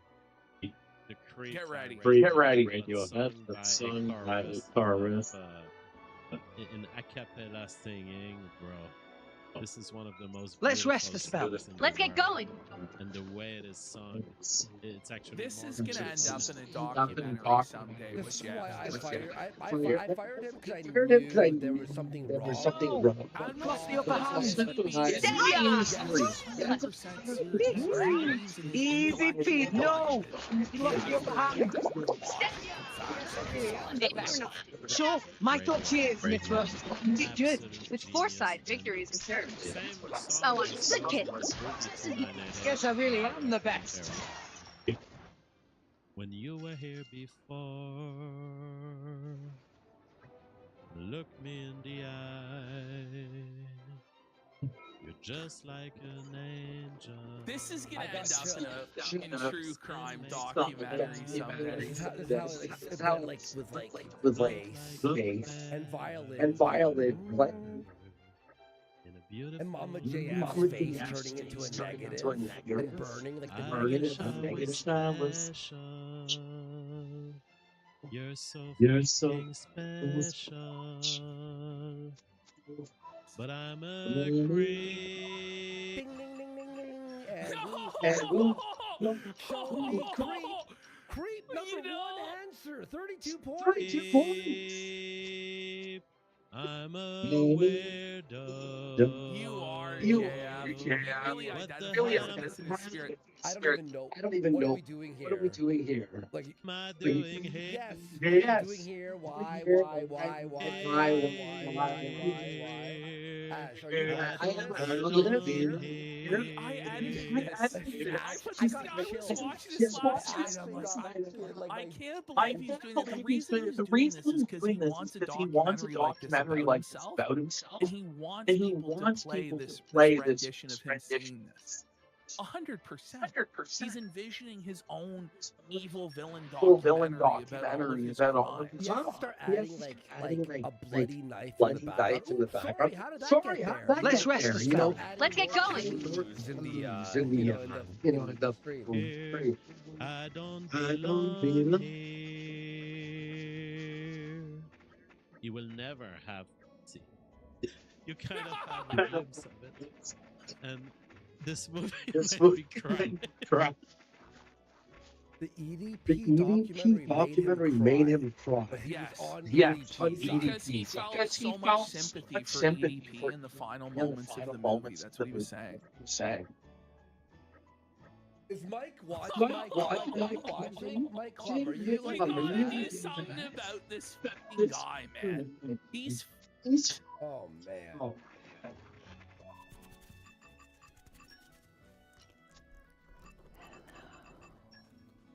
the hell's that? Oh.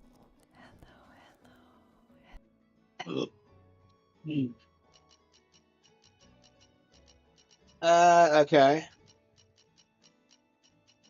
Grow little vegetables, tame spell that way. Wait, where are we?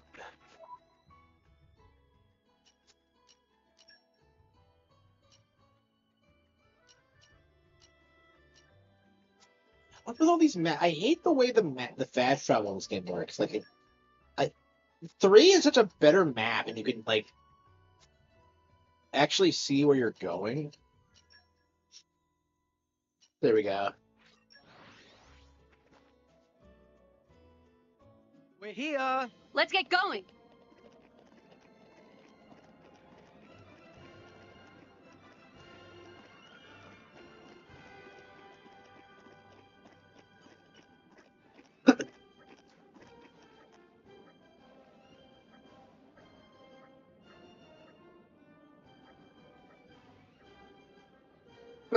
I want to see God. This Titan Scholar.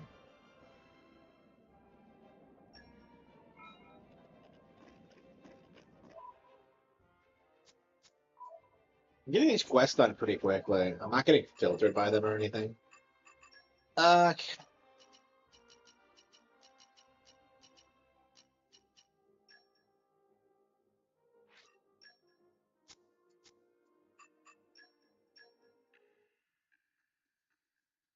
Yeah, about 4 missions.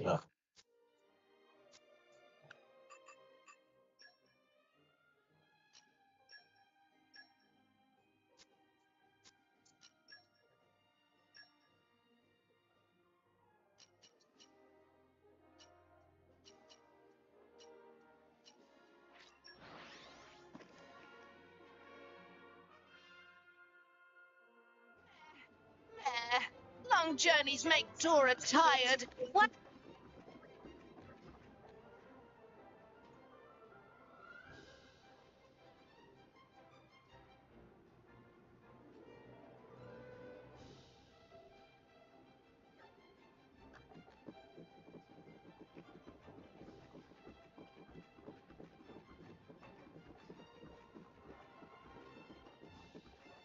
A Cinnabon.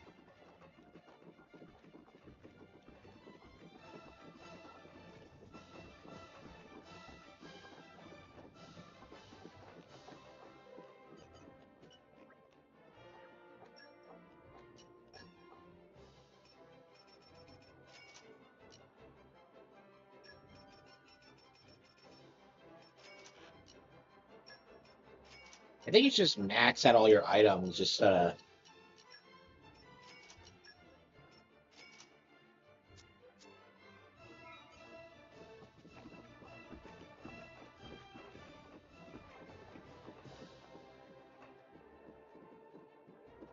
want a job. I want help. What the hell is he? Yeah, he's down. Oh.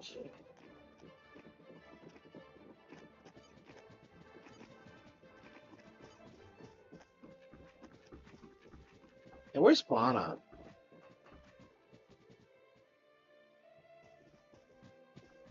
Yeah, I know. It's crazy. Yeah, I made a video about that. I didn't see it. Yeah, it's I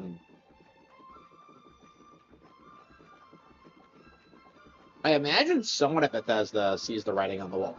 Well, like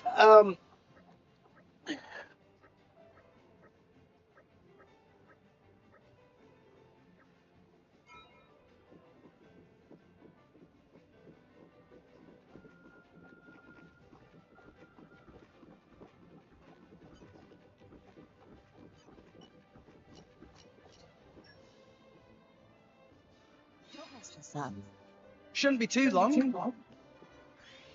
Yellows is good at salvaging, really.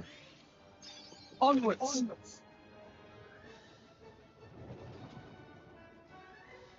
I'm not sure why Worsty was ever relevant, honestly. Like, I feel like I could do a better show than he can. Like, Casino's entirely carried by PvP. Like, everybody says that. Bring it but... on. Steady, roll! Treasure acquired.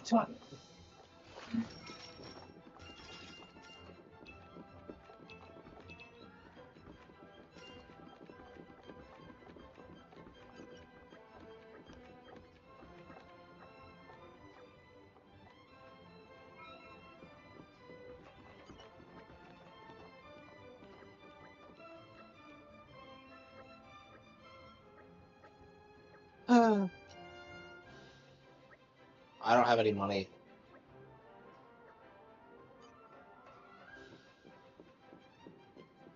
Yeah, I keep blowing all my money on stupid shits.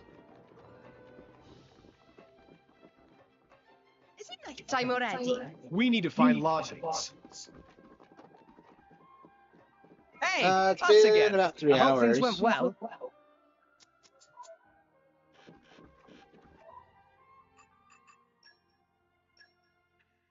Well, aren't you glad you asked me?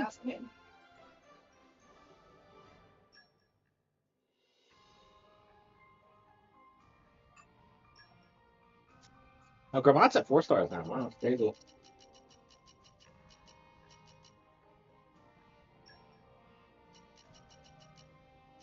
It says male. Wow, not type 1, type 2. Wow. I imagine I'll fit right in.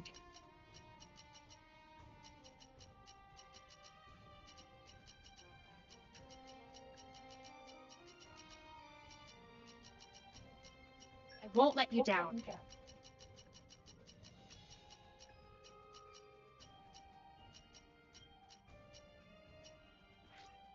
You're sending me off? And for this? You... You're sending me off? And for this? You...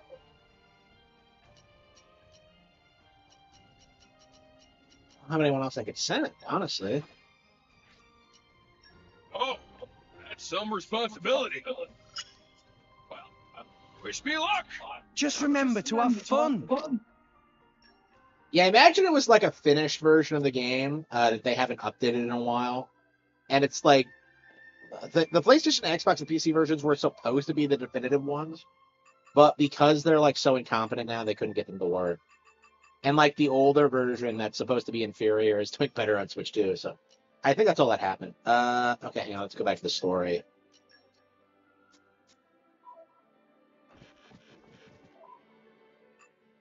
Hang on, I probably should have put the new blade because I got rid of Asumi. Okay. So, set blades you want to travel with. Who do we have? Aura.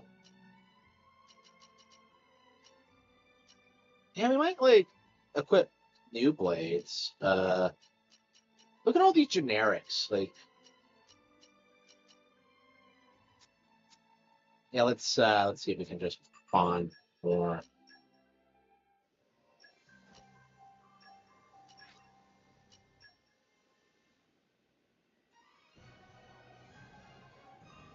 gourd. Okay.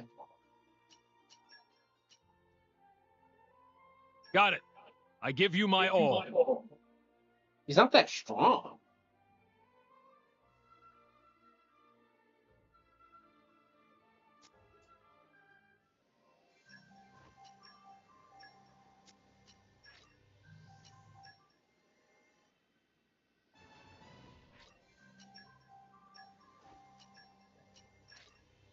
Yeah, it takes a lot of grind to get what you want.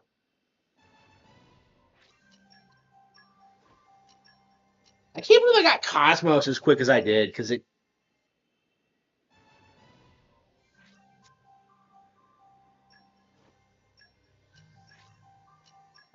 Yeah, so how do the raids work?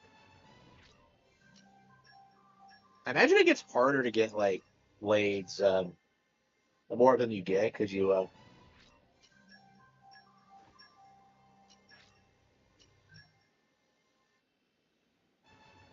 Why can't you open, like, multiples, is my question.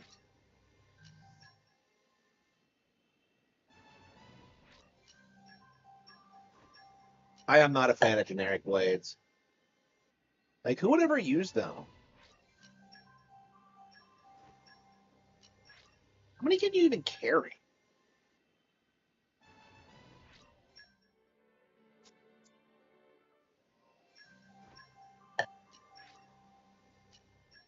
And where do you get better core crystal? Because I think comms aren't doing it. Dory, amazing. So are the names random or what? Anzu? Hey, that's Taya's original name.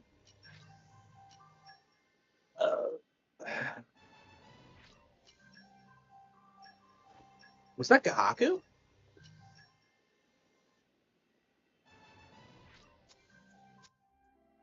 Yeah, I don't think you can get any. Like, oh, Kenai, we got Kenai back. Okay.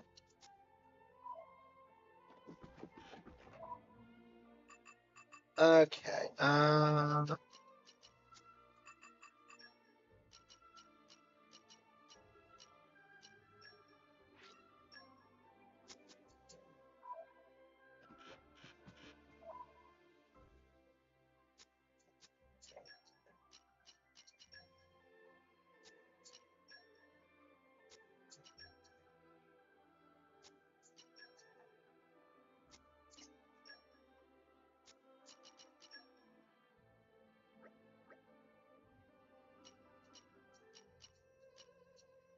Where the hell am I going?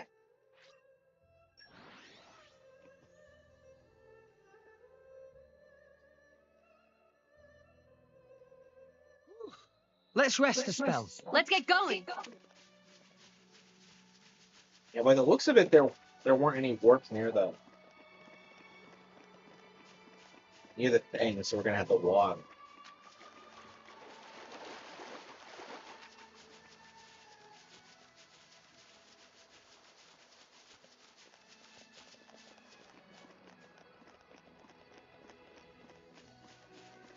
Do like locals mess with the wildlife?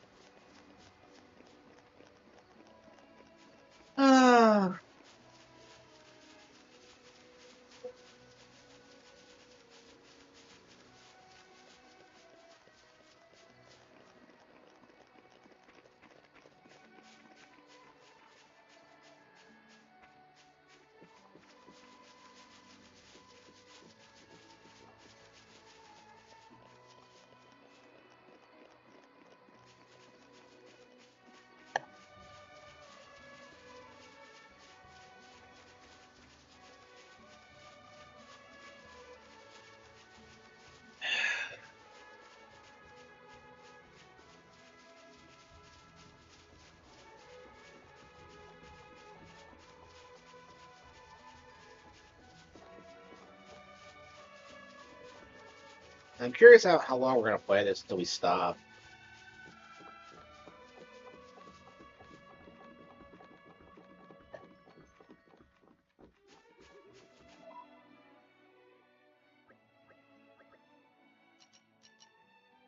Oh, we can go up there. Okay. Yeah, I just didn't see on the map for some reason.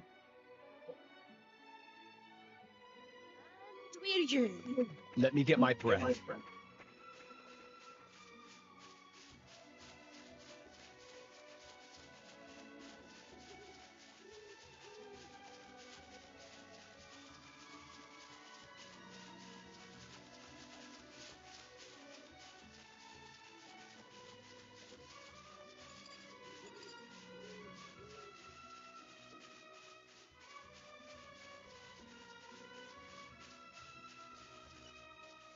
What a sight!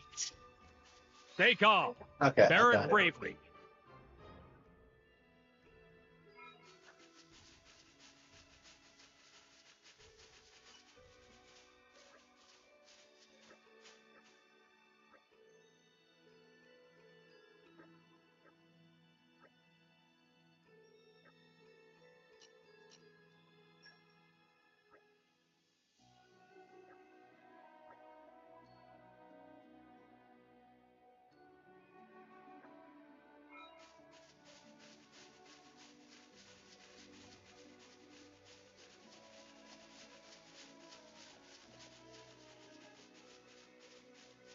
So all we had to do was just have the blades come back, and we're gonna do this because we had all the things we need. They were just out on a mission, and that somehow fucked me over so badly.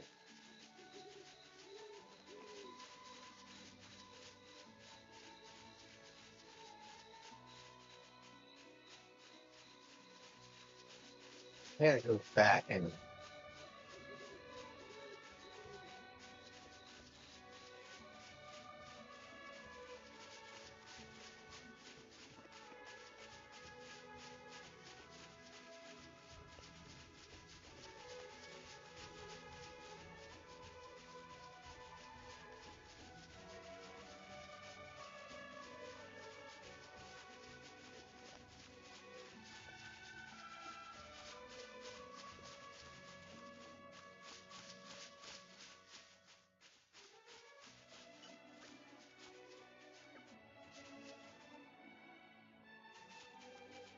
Oh, we got turned around.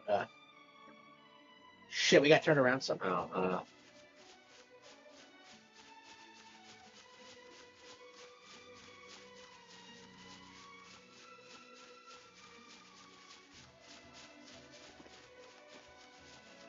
And I'm ready to go home. Yeah, I think I might be ready to call it quits. The only reason I played this so much was that I wanted to try Mercosol, and now that I have, there it is. I got.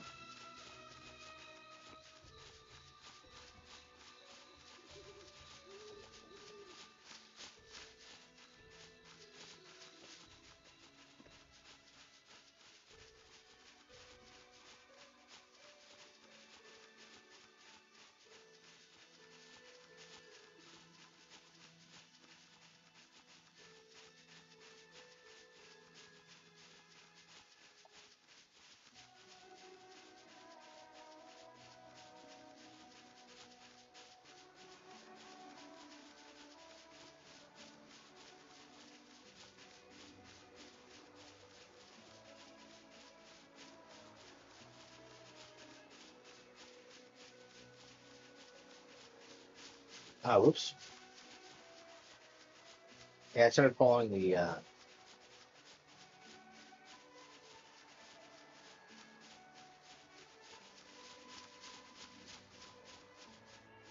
West cursor and not. Okay. I guess maybe that's where we're supposed to go.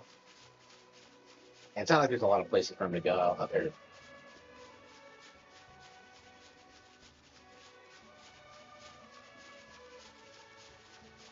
I want to see my Jesus.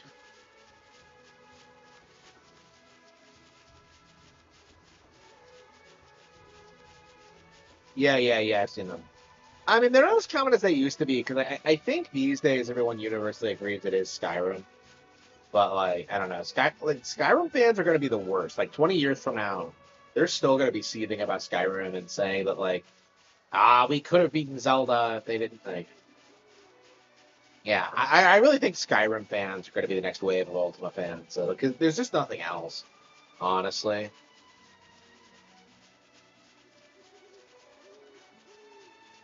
I mean, Skyrim was always more relevant, so I guess I don't mind it too badly. But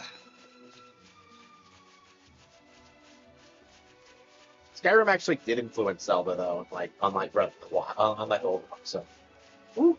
Yeah, I think I'm ready to call it quits.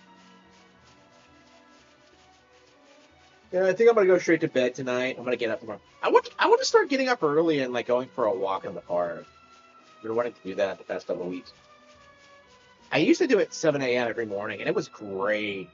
But I've just broken the habit recently.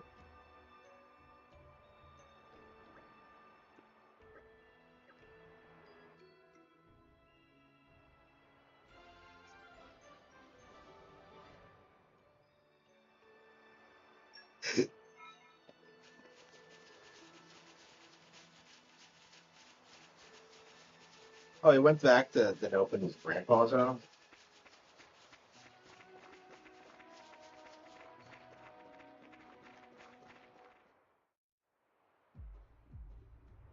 If we're on the right track, he should be around here, yeah? Thief using Umon's workshop as hideout! I never dream of such a thing.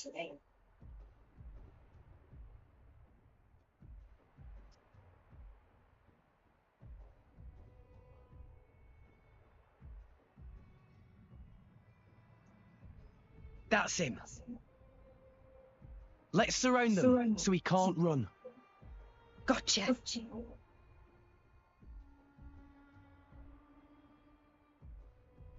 Ah, you lot. Kid, you sure led us on a merry chase. You've wasted a lot of our time, you know. Damn it. Look at you. You're only kids. Why don't you just give back what you took? We'd rather not hurt you or anything. You're basically a kid yourself. Boy, I'll have you know I work for a living. Right, hand it over. No, you're not having it. That's a boy?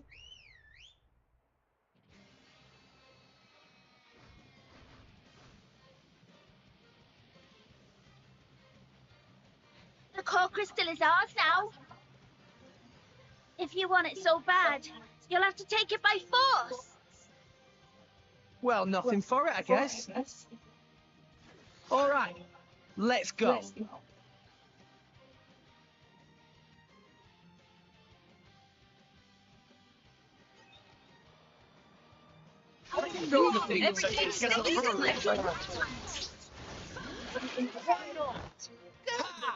The top 20. Maybe we're not. Man, the RT threatened to dox his child for making this video. Well, we took it by force. Just like you wanted us to. Weird gay ops, creeping on children as he's known to do, like how he was creeping on his ex-wife's children. Titan's full. You're all barely 10 years old. Why are you stealing from people? To dox the child because he made this video exposing the many scams. Look, keeping your traps shut won't help anyone. My lady, be a little more gentle. Why? They're only petty thieves. Be that as it may, they are still children. It's Review Hell USA. Look, I'm sure there's a reason you're doing all this. Are you just that hard up? What do you take us for? Not some poor beggars. Okay. So it's not money you're after? Number 20. He's afraid of you. Then what the hell is it they want? Many of you should just tell everything. Rex don't hurt you. Greedy, so he tells lies. Out of nowhere, it charged his followers if it would be okay if he made We want revenge. How could you possibly handle that? Revenge? Seems like you would get burnt out. We're gonna avenge our village. You don't mean you were planning to awaken this blade in music? that was told. Well, why don't you tell us the whole story? We might be able to help. He was posting 3 videos a day. And they were just 10-minute videos. They're 10-minute videos or less. A lot of them were like 5 to 6 to 7 minutes long. Bandits attacked your village? Rendering time on those It was just a small, peaceful village. But the bad men, just because we had water, they... Did anyone survive? Don't tell me. You're the only ones? What's your name? Me? Why do you want to know? Please, kid. It's None of the characters in this game really leave much of an impression on you. Morrowind Morrowind? Village. Can't say I've heard of it. I don't know. I It's will just a say tiny village on the Morrowind outskirts because of I just Gormott. feel like that game Not wasn't many that people big of a know deal. it. Like I tried to play it and it's Okay, not Reese. I get why you did this. But still, it's not right to steal from people. Besides which, awakening a blade is dangerous. Do you know what happens if it fails? You never know until you try. Long as one of us manages it, that's all that matters. Sounds like you really were desperate, my boy. I assume you know the whereabouts of these bandits? There's a big cave over on Twin Trunks Hill. They use it as a hideout. Oh, Reese, it's awful. Those scum are gonna... Who are they? Don't worry about them. What's the matter? Right, okay. The bandits are planning to attack Turgoth. Are you sure? Yeah, we overheard one of their men talking about it in the city just now. And it was definitely one of them. It looked like they were scouting the place out. They were saying with the consul gone, now's the perfect chance to take advantage. A shrewd observation. This would indeed be the perfect time to mount an attack. Are you trying to tell me that idiot consul was actually good for something? So, this all our fault? Well, yeah. I guess we might have been the trigger. We can't sit by and let this happen. Agreed. Right. You lot, you can leave those nasty bandits to us. What? I swear, we'll avenge your village. But... Don't worry.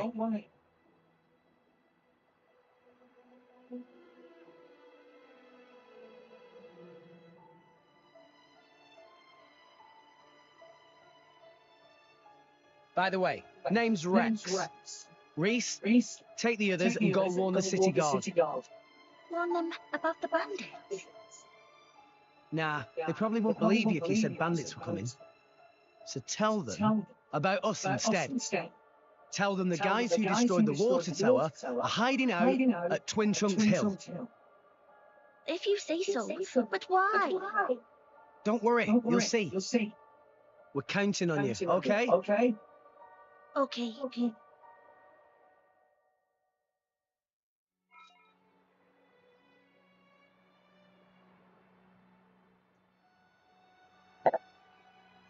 Yeah, we are done. Yeah, I think we're I think I've seen enough of the definitive edition. It's a good upgrade. Looks gorgeous. Will definitely be the definitive version of the game so far. Not too keen on some of the new costumes, but it is what it is. Yeah, I think we are going to be playing something else tomorrow. We'll probably finish Mario Sunshine, and I'd like to do Pokemon XD and Fire Emblem and all that. But I probably should be looking at getting like some new games. Tales of Arise, I think, is on the list, but I'm not sure if I have any other RPGs in XD. But anyway, I am dead tired, so I am going to just end the stream now and go to bed. Thank you all for tuning in.